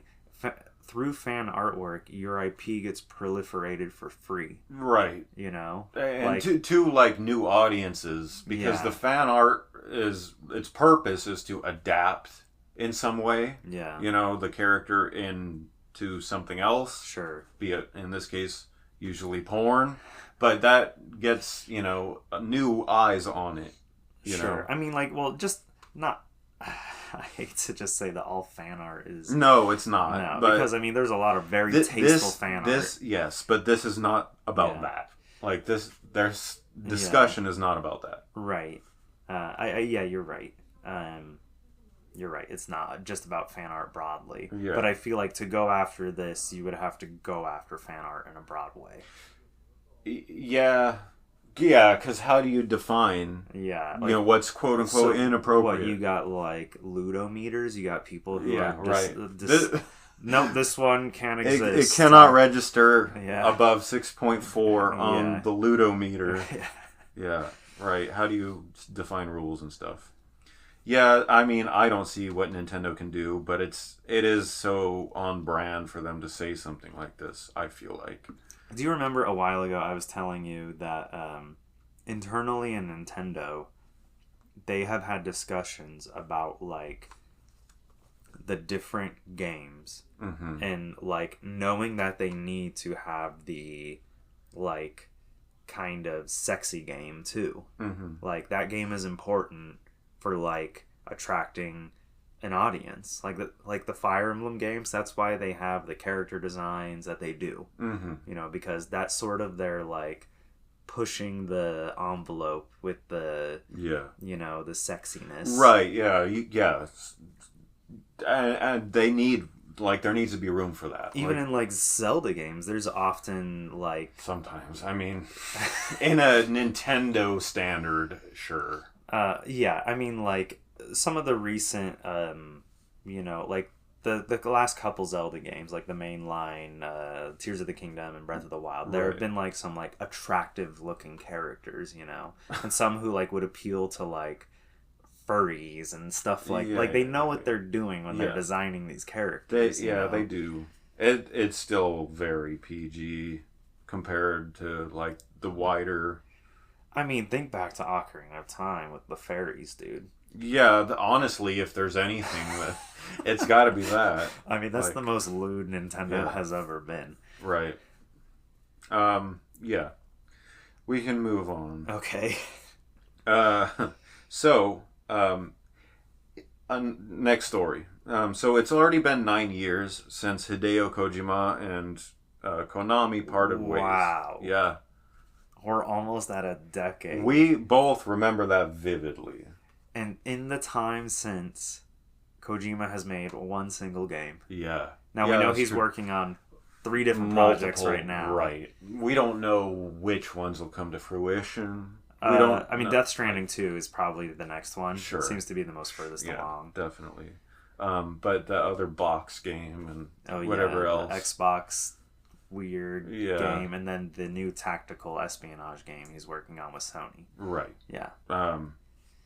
Yeah, you're right. I didn't think about that, but yeah, he's only put out one game in that time. Yeah. I mean, that's what happened. We had to start from scratch again. Yeah. You know, he had to build... I mean, like, if there's anyone who could get financing and build a new studio from the ground up, it would be him. Right. You know?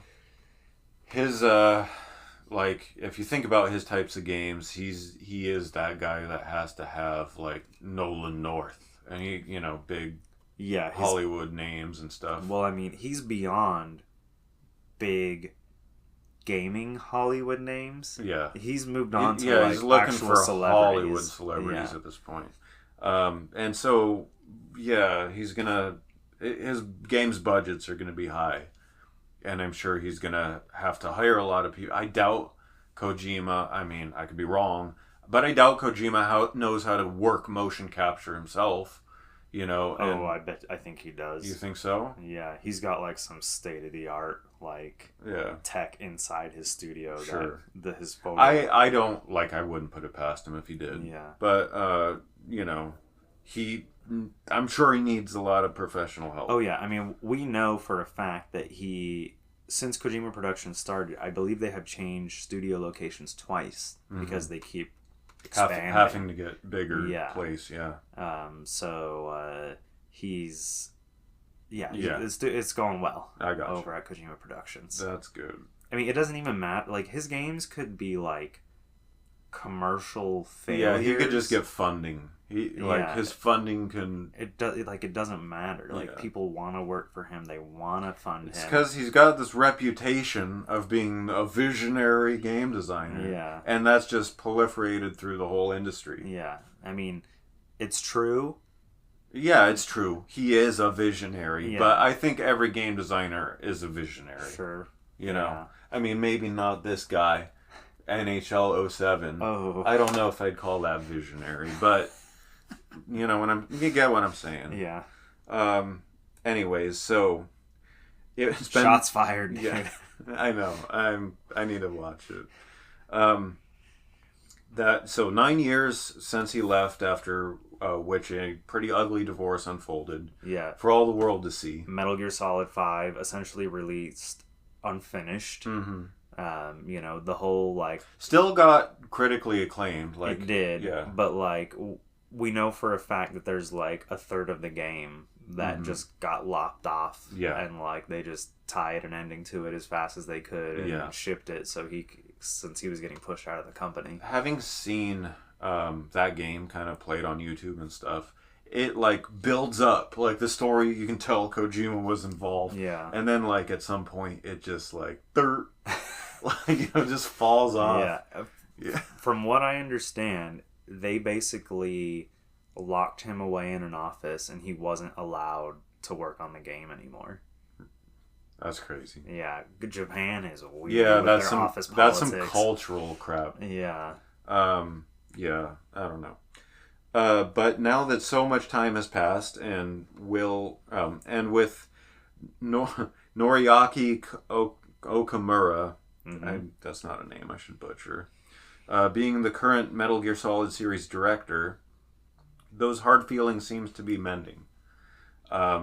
And you had seen Kojima say some more heartfelt stuff. Yeah. In the last few years, there was a while where Kojima wouldn't even talk about Konami. Yeah, right.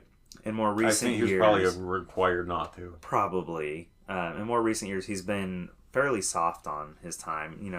I don't know if there's hard feelings. I don't know if the people who were involved in him not working or his ousting are maybe no longer at Konami. We don't know what political dynamics led to Kojima's departure exactly. Right.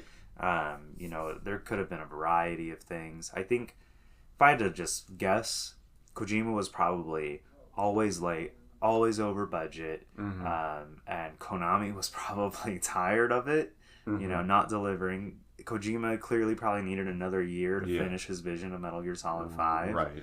And Konami was not having it, so they're you're gonna finish this right now, you're gonna write an ending in this room, and we're not releasing the game until you, or you're not leaving until you do. It probably was some pressure point like that that led to the breakup. Now I don't know if there are hard times hard feelings about anyone who was working with him on the game, or his other directors of different departments. Like you said, Okamura, someone who's worked with Kojima for a long time. Yeah. I think you have here going all the way back to Police Knots. We'll get there. Yeah. So it does seem like both ways are kind of warming up to each other. Yeah. At least a little bit. From what people, I mean, each side without Konami, Kojima is not who he is today. Right. So you got to recognize they gave him opportunity after opportunity to make every game he wanted to, almost. And we're probably pretty patient along the way. And Kojima, you're right. He does have Konami to thank for quite a lot. Yeah. So, as vice versa, I would say too. Yeah. Oh, true, 100%. Konami would not be what they are today without Kojima. 100%. But I will also say that Metal Gear Solid is not Konami's only staple franchise. No. There are other Silent Hill visionary game designers to thank. From Konami too. Castlevania with Igarashi. Right. All that stuff. You're right. Silent Hill. As an aside, Okamura worked with, as you mentioned, Kojima going back to Zone of the Enders 1 and 2, Police Knots, and was producer for Metal Gear Acid 2, and the Metal Gear Solid portable ops games. Nice. So, Okamura is not... He is the series director today, but he's not some young blood that Konami just found. Yeah. You know, he had been working all the way back from PS2 and the PSP days. So at this point, what Okamura must be doing is leading the remake of Metal Gear Solid 3. Yeah. Which is coming out maybe later this year or sometime next year. He was also director on Metal Gear Survive. So there's that. Yeah. There is that. I mean, that must... There is no... I cannot imagine. That must have came from above. Like, hey, you need to make a Metal Gear game. We need money. I don't think we'll ever know where that came from. Yeah. It was, for those who don't know, Metal Gear Survive was Konami's decision to take the Metal Gear IP right after Kojima left and right after the whole world was worried and concerned about what's going to happen with the IP. Yeah. Konami decided to make this Metal Gear Solid quote unquote like installment with zombies. Yeah. Like just loaded with zombies which have never had anything to do with the franchise and release it almost like a cash grab is how it felt to a lot of people. Yeah. Maybe it didn't come from a place of cash grabbing. Maybe it was someone's vision, but I don't think we'll ever know. They basically recycled a bunch of assets and, you know, the engine from Metal Gear Solid 5. Yeah. And said, okay, we're going to make a survival game. Yeah. You know. And like, now there's zombies. And we tie it loose. It's basically non-canon. I believe how the game starts is some like portal to another dimension opens up and you play like some random soldier who gets like sucked into this thing or monsters spill out of it or something like that. I mean, you know, stealth action can translate to survival horror, I feel, fairly easily. Yeah. Like there's enough... I don't think there's any real horror element to the game. Right, yeah. I don't mean survival horror, just survival. Yeah. To where, like, you're already sneaking around, surviving in a stealth game. Yeah. I feel like you could have done that better to make it a survival game. I don't know. And also the zombie craze ended, like, 10 years prior. What are you doing? I don't know. Anyways, in a recent YouTube live stream that was focused on Metal Gear Solid Delta Snake Eater's development, Okamura expressed, speaking for himself, that he'd love nothing more than to work with Hideo Kojima again on the Metal Gear Solid series. And here's his quote. But just speaking for myself personally, I'd like nothing better than to work with Mr. Kojima and the rest of the team again. If that could happen, that would be the dream. Yeah. But people have moved on to new things and new commitments, and that's just our current reality. We can't just take it for granted that everyone would work with us again, or let ourselves be completely dependent on them. That's a great point, and especially that last sentence. I mean, yeah, that's like... He's basically saying that as a reality check for the fans who think there's still some semblance of hope that, like, Kojima's gonna, like, quit his new studio and come back to Konami. I mean, it'd be one thing if, like, he did it as a commission for one title. I mean, I could see him maybe, like, writing the story for a new Metal Gear Solid game. Just so his name can be, his precious name can be right and there. And like, hey, you know, like, they're finally making a new Metal Gear Solid game.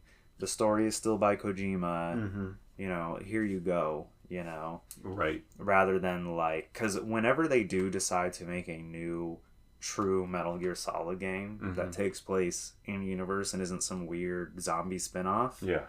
Like, there's going to be an immense amount of pressure and scrutiny placed on them. Unless somehow Kojima does get involved with it. Yeah. But with all of his current commitments, like Okamura's saying here, it's just not realistic. Right. So while it's still very unlikely that Kojima will be working on the Metal Gear Solid series again anytime soon, if ever... It's nice to hear this, considering his high-profile exit from Konami back in 2015. And I think that's what people are latching onto with this statement from Okamura. Is just that, you know, that divorce was so ugly to hear someone so high up at Konami as the series director say these endearing words. I mean, if he's saying that publicly on like an official Metal Gear Solid broadcast, that they're promoting for the upcoming remake. Yeah. I mean, it must be okay for him to say that. Yeah, right. Otherwise, he's not going to risk his job. Yeah. Konami must be fine with that sentiment. Yeah, which tells me those people who made those decisions about Kojima 10 years ago must not really be involved anymore. Right. Yeah. Maybe they left Konami, or their minds are like it's old news. Or Konami ousted them. Because after that point where Kojima left, Konami went just down the gutter, basically. Yeah. And they did that, what they did with Metal Gear Survive, they started doing similar stuff with their other franchises. Yeah. They started pimping out Silent Hill and Castlevania. They just stopped making games, period, practically, for a while. Right. It was very sad times. It's like Konami lost who it... its self-image of who it is. Yeah, we don't make games. Right. We never did that. Kojima leaving was so traumatic. Yeah. That, they had, an identity crisis. I wouldn't be shocked if when Kojima left, a lot of other people quit, too. Oh, yeah. Yeah. Oh, they probably... joined his studio. You're probably right. You're probably 100% right. Yeah. He probably had, I wouldn't be surprised if up to 30 people from the Metal Gear team went with him. Resigned with him. Yeah. Particularly, and especially with the new opportunity at Kojima Productions, it's kind of a no-brainer to leave. And now they're no longer pigeonholed into only making Metal Gear Solid games, which was a pain point for Kojima, who desperately wanted to do other different stuff. things. Yeah, and I can see that 100%. He's probably over it with, Metal Gear. He probably doesn't want to. Well, we know he is making a new tactical espionage game. He announced that last year. So he has a hankering to make that kind of game again. I mean, it is his creation. It is his, Yeah, I mean, it's how his brain works. There's no other game that plays like a Metal Gear Solid game. Right. There are very few, if any, imitators that I'm even aware of. Right. I mean... The closest, I would not call this an imitator of Metal Gear Solid, because these are games I love and I played, but Splinter Cell. And even that's a dormant series at this point. It is a very dormant series, but it's very... Remember in high school, it was Metal Gear Solid or Splinter Cell. PlayStation had Metal Gear Solid, Xbox had Splinter Cell. Yeah, right. But Splinter Cell, the character Sam Fisher... is a whole different character than Solid Snake. Yeah. He has a daughter, and it gets pretty crazy. Yeah. There's a lot, it has its own thing going on. Yeah. So one little thing that popped into my mind, because we had talked about it in a recent episode, in light of the possibility of Kojima maybe coming back for more Metal Gear Solid someday in the future, it's unlikely, but we did see Hironobu Sakaguchi starting to begin to play ball with Square Enix again. That's true. After decades, just showing for me that nothing's impossible. Someone can come back. Now the capacity that Sakaguchi is coming back in is a publishing relationship. Right. It's not like he's coming back to Square Enix to make a new Final Fantasy. What we're referring to is, we talked about Sakaguchi's having Square Enix publish Fantasia Neo Dimension on consoles, essentially on his behalf. Right. Because they have a much bigger reach, they can get the game out to more people. Yeah. Than Mistwalker ever could on their own. I think right decision. I think that's a good decision. And this goes all the way back to Sakaguchi appearing at the Uncovered Final Fantasy event for Final Fantasy 15, which was in Los Angeles at the Shrine Auditorium at USC. They did a special preview event on the big stage there. And Sakaguchi came out it was the first time he had done anything with Square Enix, he had nothing to do with the game, but he was just there in person to basically give the game his blessing. Yeah. And then from there, he seemed to have developed a friendship with the director of Final Fantasy XIV, who was also the producer on Final Fantasy XVI, who we saw at the event last year. Yeah.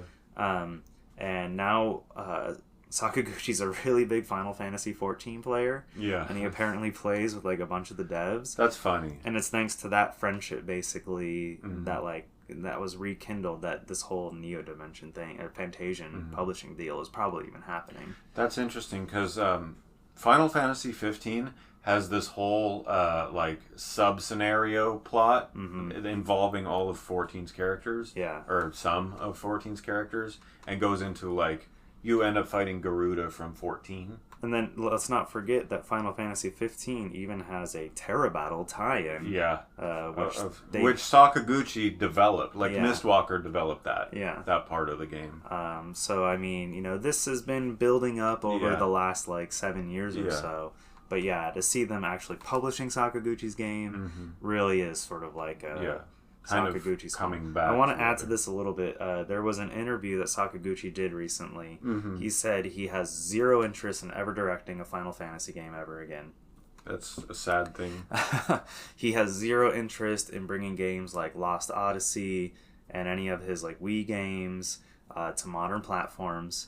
I know none of that sounds good. What? And I know, like, this is all questionable. This is all bad news. Yeah, this is all bad news. He says, and he says they are working on a new project, which is likely a sequel to Fantasian, due to some recent trademarks that have been kind of uncovered. Okay. And that his biggest regret is he wants to find a way to make Terra Battle playable again. Okay. Yeah. Interesting. Like, that's the game he wants to bring back. Okay. Yeah. I mean, that was a good game. Yeah. I did enjoy Terra Battle. I enjoyed it as a mobile title. Yeah. I'll add, like, it's not... But that gives me hope that maybe he wants to find a way to, like, make that, like, a not premium... I don't know how you make Terra Battle on console unless you have a touchscreen. Yeah. Because I don't know how you move the squares around quickly enough. Yeah. If you don't have a unless you have, like, Tetris controls or, like, columns or, you know, where you have the switching of the tiles. I can't use the D-pad in the way that I could drag around the tile, you know? 100%. Yeah. And that game, like, you have to quickly... Because it's an RPG... puzzle game. Yeah. Where you have to grab like one of the blocks and drag it quickly to like stop someone, like another tile from that's a crazy game. It's a crazy game. Yeah. It just sounds kind of lame when you like hear it described. Yeah. But like it's an awesome game. And these are all characters with stories and stuff. The artwork is so good. Yeah. Oh, yeah, and the literature. Yeah. I don't know what it is with him, like in the writing.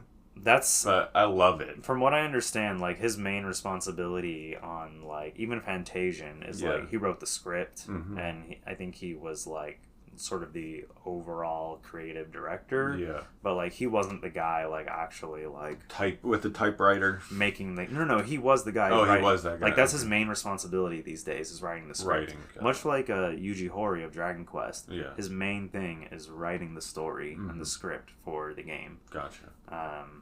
So for Sakaguchi, it's all about the story. Yeah, I got that's fine. I mean, obviously, he makes sure his game. He's not going to put out a game that has bad gameplay. Right. You know, he's not going to tie himself to something like that. He is a game designer too, Yeah. so he is coming up with game mechanics. Yeah. You know, not just I just story. think at this point in his life, he's letting the game design go to someone else. Exactly. Yeah. I gotcha. But I'm sure he's again still like, okay, this works. Sure. You know? Yeah. 100%. I'm sure he's playing it or looking at the designs and being like, I like it or I don't like it. Thumbs up. The reason I bring up Sakaguchi altogether again is just to liken him to the situation with Kojima and Konami. And so I think if there's anything we can maybe take from that sort of example, it's that if Kojima were to ever get involved with Konami or Metal Gear Solid again, it would be in sort of a step removed kind of a way. Like,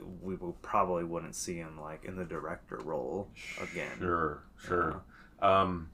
Also, too, if you compare Square Enix to Mistwalker is still definitely smaller than Square Enix. But in a way, I feel like Kojima has almost outgrown Konami. Like, Kojima Productions... I think Kojima was going to leave no matter what. Yeah. Yeah. So it is a little different of a situation. Yeah. But speaking of Metal Gear Solid, the Metal Gear Solid movie has received a production update from its producer after years of silence. Many are considering this the golden era of video game film adaptations, following the success of Detective Pikachu, the Sonic movies, the Super Mario Brothers movie, the Mortal Kombat movie, the new one, which, despite my problems with that movie, I believe was pretty well received. Okay. And I didn't hate it. Right. I just have some issues. Yeah, you have it doesn't pass the purity check. Right, exactly. Metal Gear Solid has seen a wide multimedia existence over its years, including comics, manga, novels, digital graphic novels, and a radio drama, which I actually didn't even know about. Yeah, those are Japan only. But yeah, there are various, they call them like CD dramas, radio dramas, but yeah, they put out like all this ancillary stuff that just never gets localized here. You know, aside... Okay.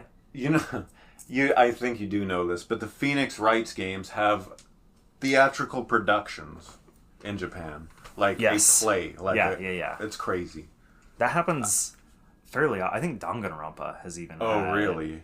I wish to God that they release DVDs of this stuff. Some of them do. Some of them do. Yeah, you might want to look into that. Yeah. Okay. Well, first I got to find out which ones have done that. You just... Phoenix Wright stage drama DVD. Yeah, okay. All right. Some of them are out there. Yeah. Okay. They do occasionally record those. That is good. So it makes sense that the idea for a film would have come about at some point, especially considering Hideo Kojima's personal deep passion for film. Yeah. Which he talks about a lot. He's a film buff like nobody else. He tweets. He talks far more about movies on his social media than he does about games. Yeah. I think there was one time at a PlayStation Experience, Sean Layden was on stage and he was talking about like he doesn't know anyone who knows more about Western film than Hideo Kojima. Like he is obsessed with like European and like American films like nobody else. Yeah. Like going like like old stuff from like the 50s and 60s and 70s to the modern present. He's on it. Yeah, he is. But yeah, the movie idea did come about. A Metal Gear Solid movie was first announced in May 2006. Since then, Kojima left Konami during the aforementioned high-profile breakup in 2015. And the series saw a pretty big low point with Metal Gear Survive. Which we've discussed. Yeah, we already talked about that. The film has never come out, and eventually Konami all but stopped talking about it. Well, they never filmed anything, we should add. Right. It's not like it's sitting there finished or anything. Right, yeah. It's not like there's deep work done on it. It's been in pre-production heck for the last 10 or 15 years. Yeah, so that was until 2020 when Oscar Isaac was cast to play Solid Snake. Jordan Vogt Roberts, I think that's how it's pronounced, was hired to direct a script written by Derek Connolly, who worked on Detective Pikachu. Also, those two worked on that Kong Skull Island together. Which is part of the legendary Monsterverse, which is like combined Godzilla and King Kong together. Right, yeah, that's right. That makes sense. Sony Pictures was announced to be handling the distribution. Which makes sense. Which makes total sense. And Oscar Isaac has since quit the project, and updates have since fizzled out. Yeah. Like, we haven't heard anything since. Real quick, I just want to say Oscar Isaac would have been, at least on a visual level, like, I don't know what his performance... I think he's a terrific actor, but I don't know what his performance would have looked like. But like visually, he is a pretty dang good fit for Snake. I mean, in my head, Snake looks like David Hayter to me, the guy who actually plays Snake.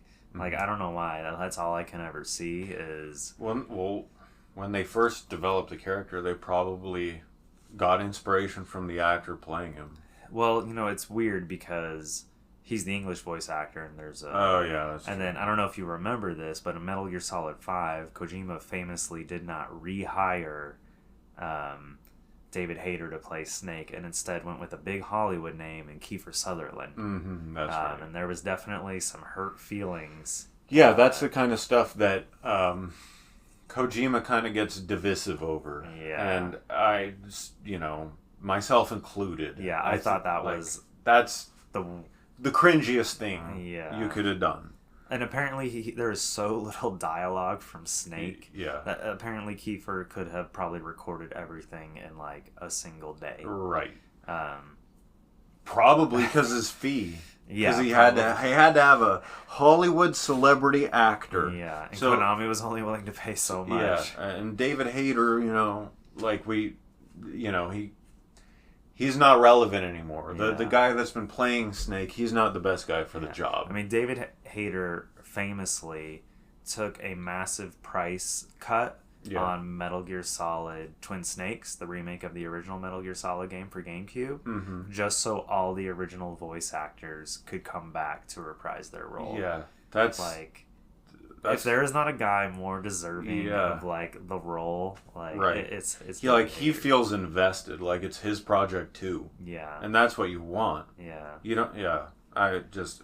And he thought he had like a friendship there. Yeah, and, he was basically probably with Kojima personally. If there's one good thing that Konami has done, in recent years, it's basically recanonized David Hayter as Snake. And any like materials that have required new dialogue from Snake over the last decade, they have brought Hayter back in the studio to do that. Which is like really good to see. Because I know like there was some Bomberman game where like Snake was like a playable character, and they actually brought David Hayter in to do new dialogue. To do that? Yeah. That's cool. Yeah. I forgot they have the Bomberman. Yeah. Shoot. They had Bomberman too. Wow. Okay. I completely spaced that. So yeah, updates fizzled out about the movie. However, one of the producers of the film, Ari Arad, made a recent statement in a newsletter called Game, which is a newsletter that is owned by some games journalist. Okay. I didn't write down the name, but yeah, it's called Game. And it's just, I think it's an email newsletter. Okay. But anyways, he had an interview in there or made a statement at least, that shed some light on the project and gave us a bit of an update. And here's a quote from Ari Arad. We're working on the script some more, but I can't talk about it yet. I think everyone's going to be really excited and surprised. Getting Metal Gear right will obviously be amazing because it's a lot more meditative than some of the other adaptions.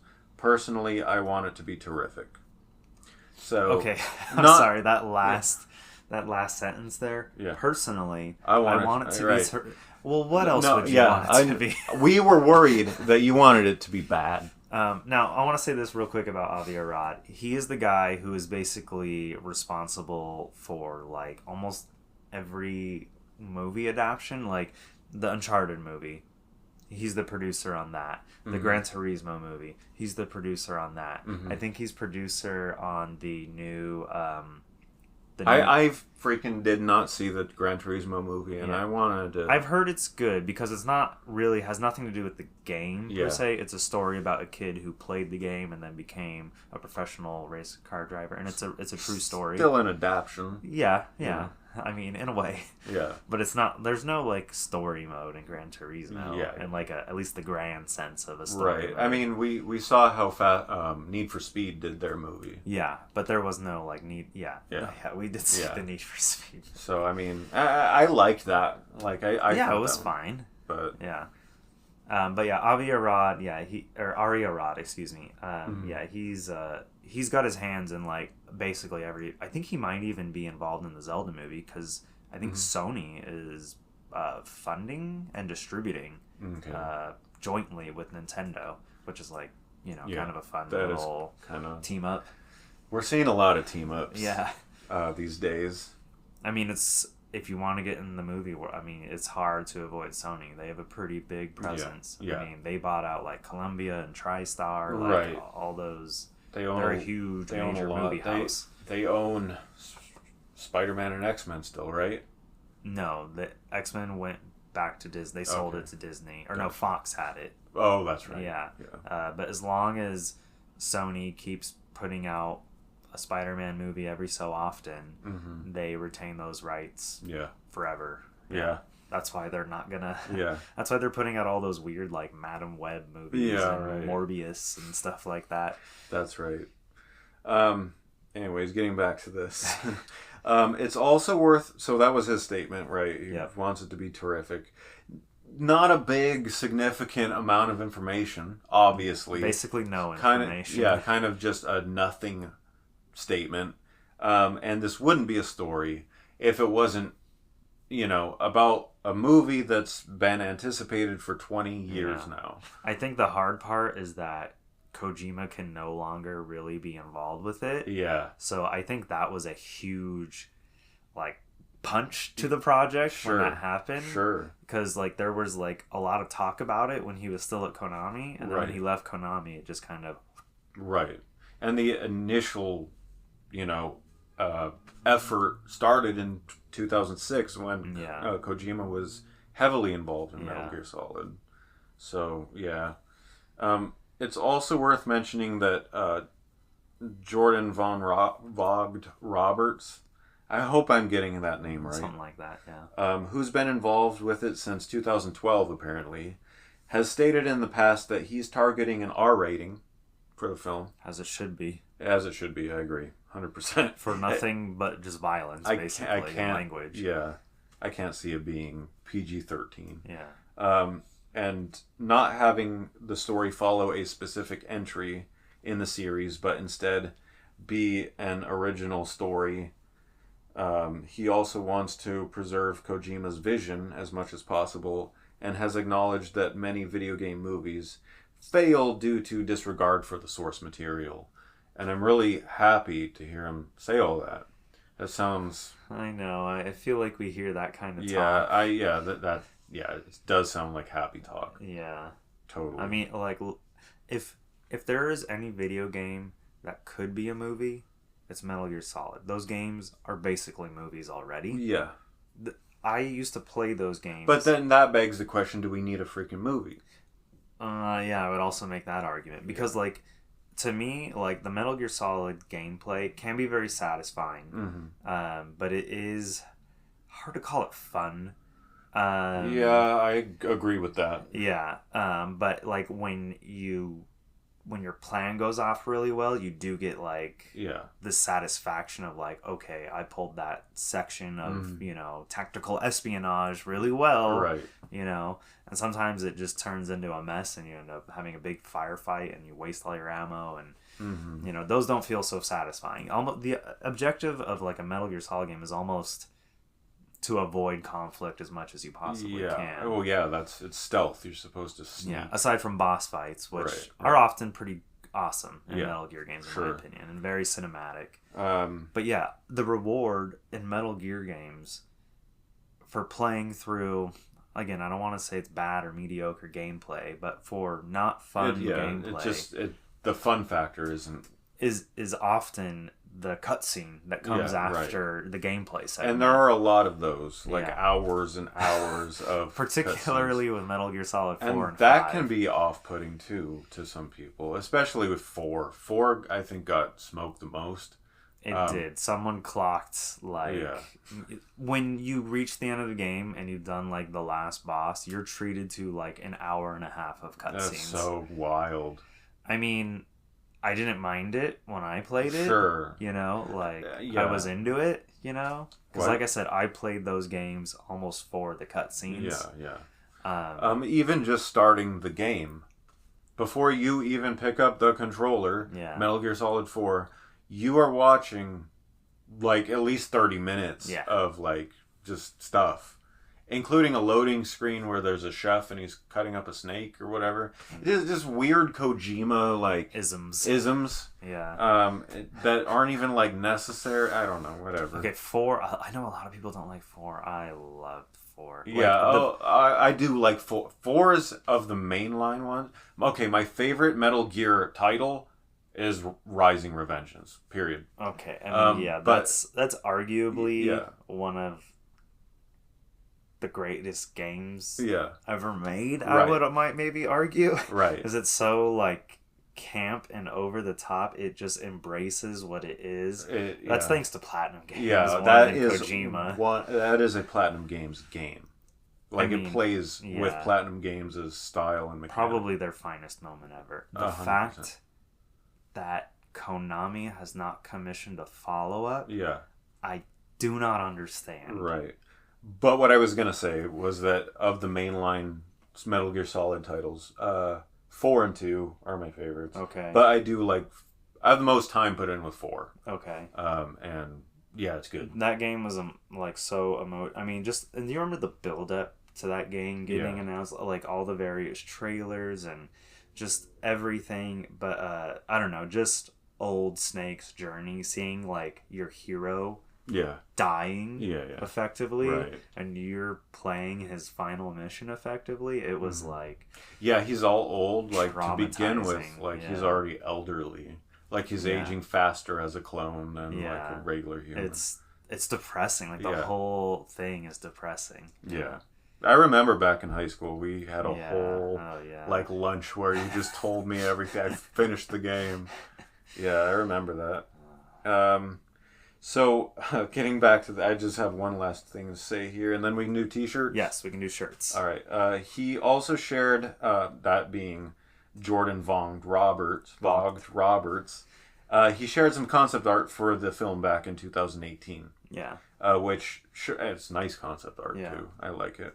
It's like nighttime rain scenes. Yeah, well, there was one painting of like a Metal Gear in the snow, and there were all these like almost look like native Eskimo type people with like spears walking around the feet of it. Okay. It was I don't remember that from the game. Yeah, it wasn't in the game. That's for sure. So anyways, he shared this concept art in 2018, which showcases the series. This is a quote: blend of hyper-realistic and supernatural elements. I mean, the Metal Gear series is about, like, ultimately, it's about, like, these what is Metal Gear? Metal Gear are these, like, high weapons of war. Yeah, these, like, nuclear capable... mechs. Yeah, mechs. That are super agile and, like, predators. Yeah, and, like, the whole series is basically about, like, a quest to stop Metal Gears. Yeah. Right.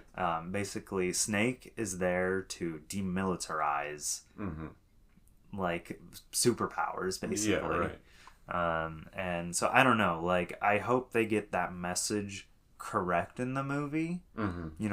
Those games are not pro-war games, even though they are... Okay, so you're concerned about the messaging? Like...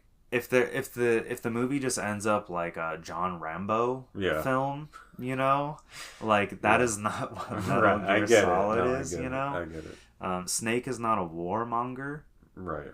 He's someone who like wants to see less weapons in the world. And does he kill people and do bad things? Yeah. To potentially accomplish that goal. Right.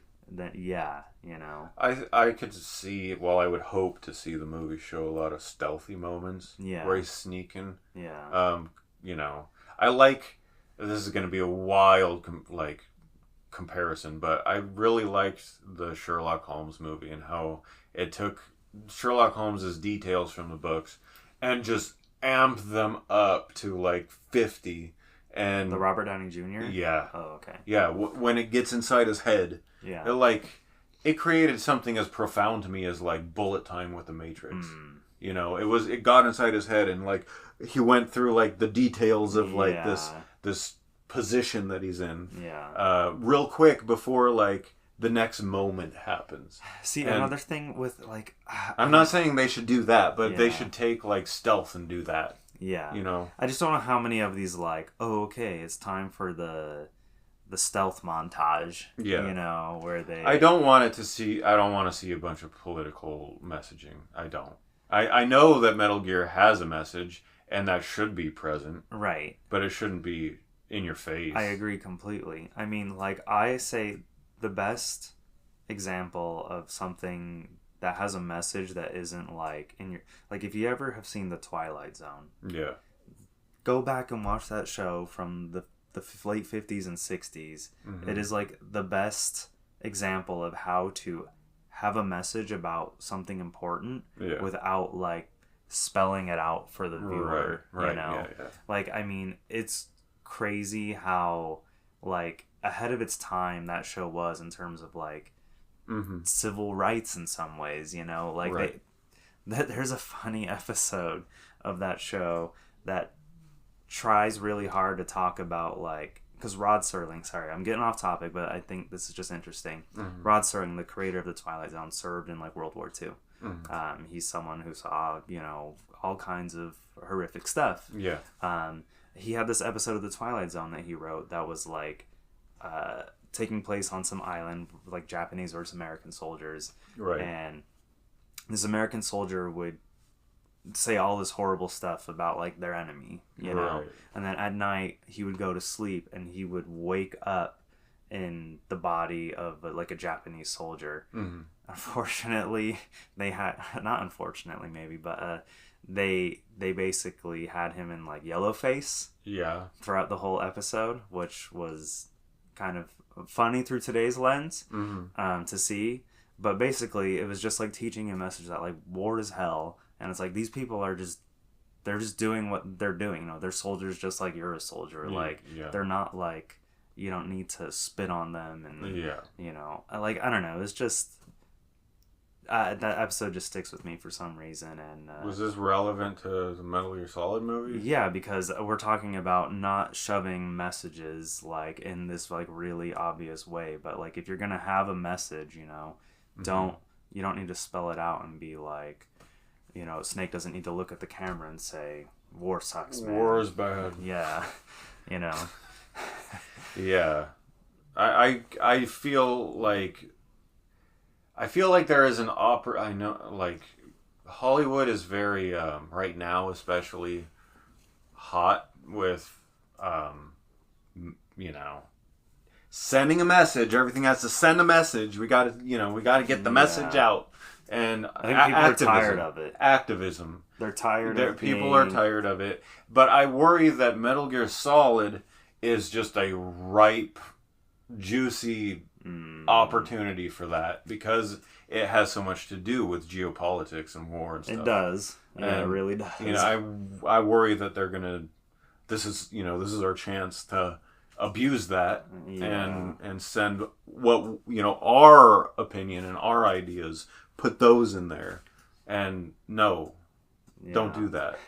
I mean, they need to focus on making it entertaining, first, and then if you're gonna have any kind of message, make it true to whatever the game's message was. 100%, and don't forget that it is tactical espionage action. Yes. That is what Metal Gear Solid is. Do not lose sight of that either. TAC. Yeah, right. T-shirts. What am I wearing? So you have a button-up, short sleeve, looks kind of like a dress shirt.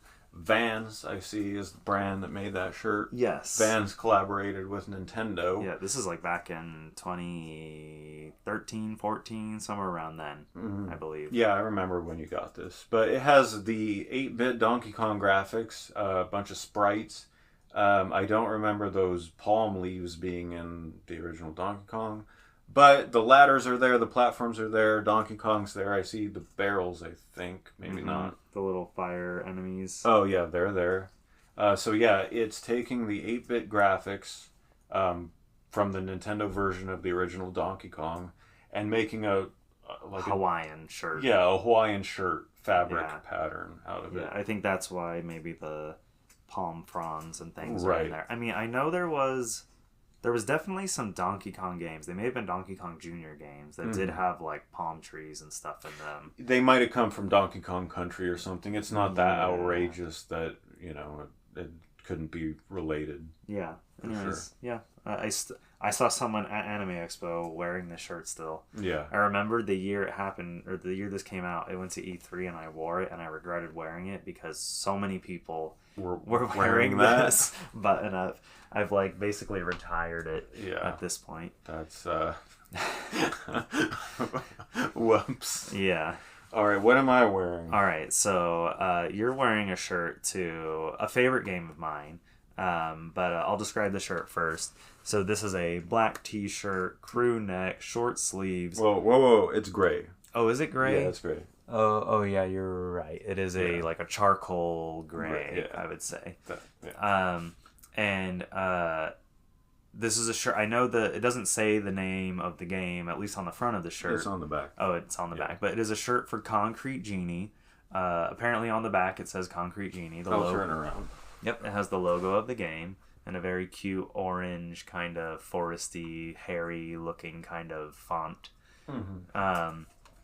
On the sleeve of the shirt, it has the name of the studio, Pixel Opus, who Sony shuttered a year and a half ago or so. Yeah. Unfortunately. Well, the game came out in 2019, October, I believe. And they shuttered the studio, like a year afterward? No, like just last year. Oh, okay. Yeah. Okay. They were working on something, but I guess it wasn't coming together. So, our pal, Jim Ryan, made a visit and closed them down. That's funny. Well, let me talk about the front of the shirt real quick. Yeah.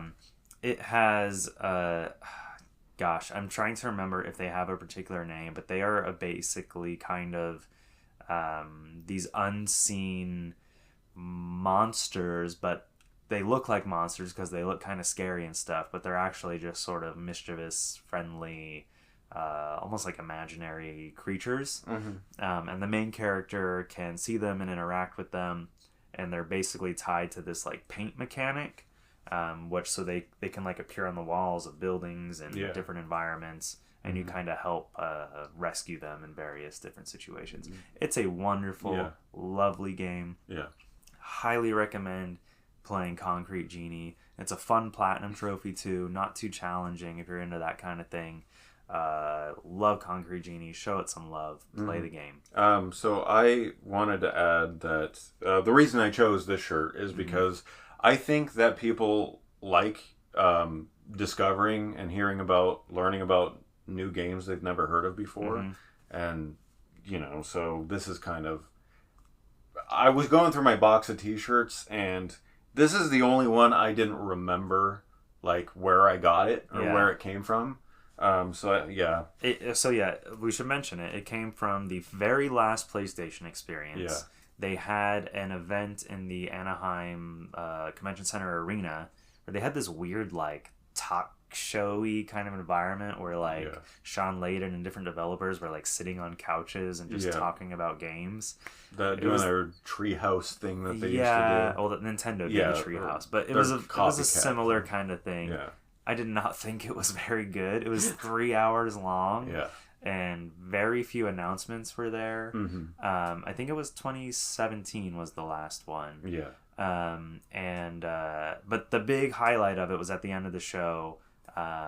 They announced Concrete Genie, and then on the way out of the arena, they handed out these shirts to everyone. That's right. I had that one too. It must be packed away somewhere. Yeah. I really want to get that shirt. I need to find it because I'm worried I've lost it. Luckily, mine is an extra large. Oh, okay. And that probably is why it's unworn. Yeah. But now I'm like, oh boy, now I can like fit in it. It is a little loose on you. Yeah, it is a little loose on me. But all my mediums, like you've seen me in those. Yeah. Yeah. Well, I mean, putting on weight, looking real tight. That's right. And all those muscles coming through. Yeah, it's I'm getting some shape, End transmission.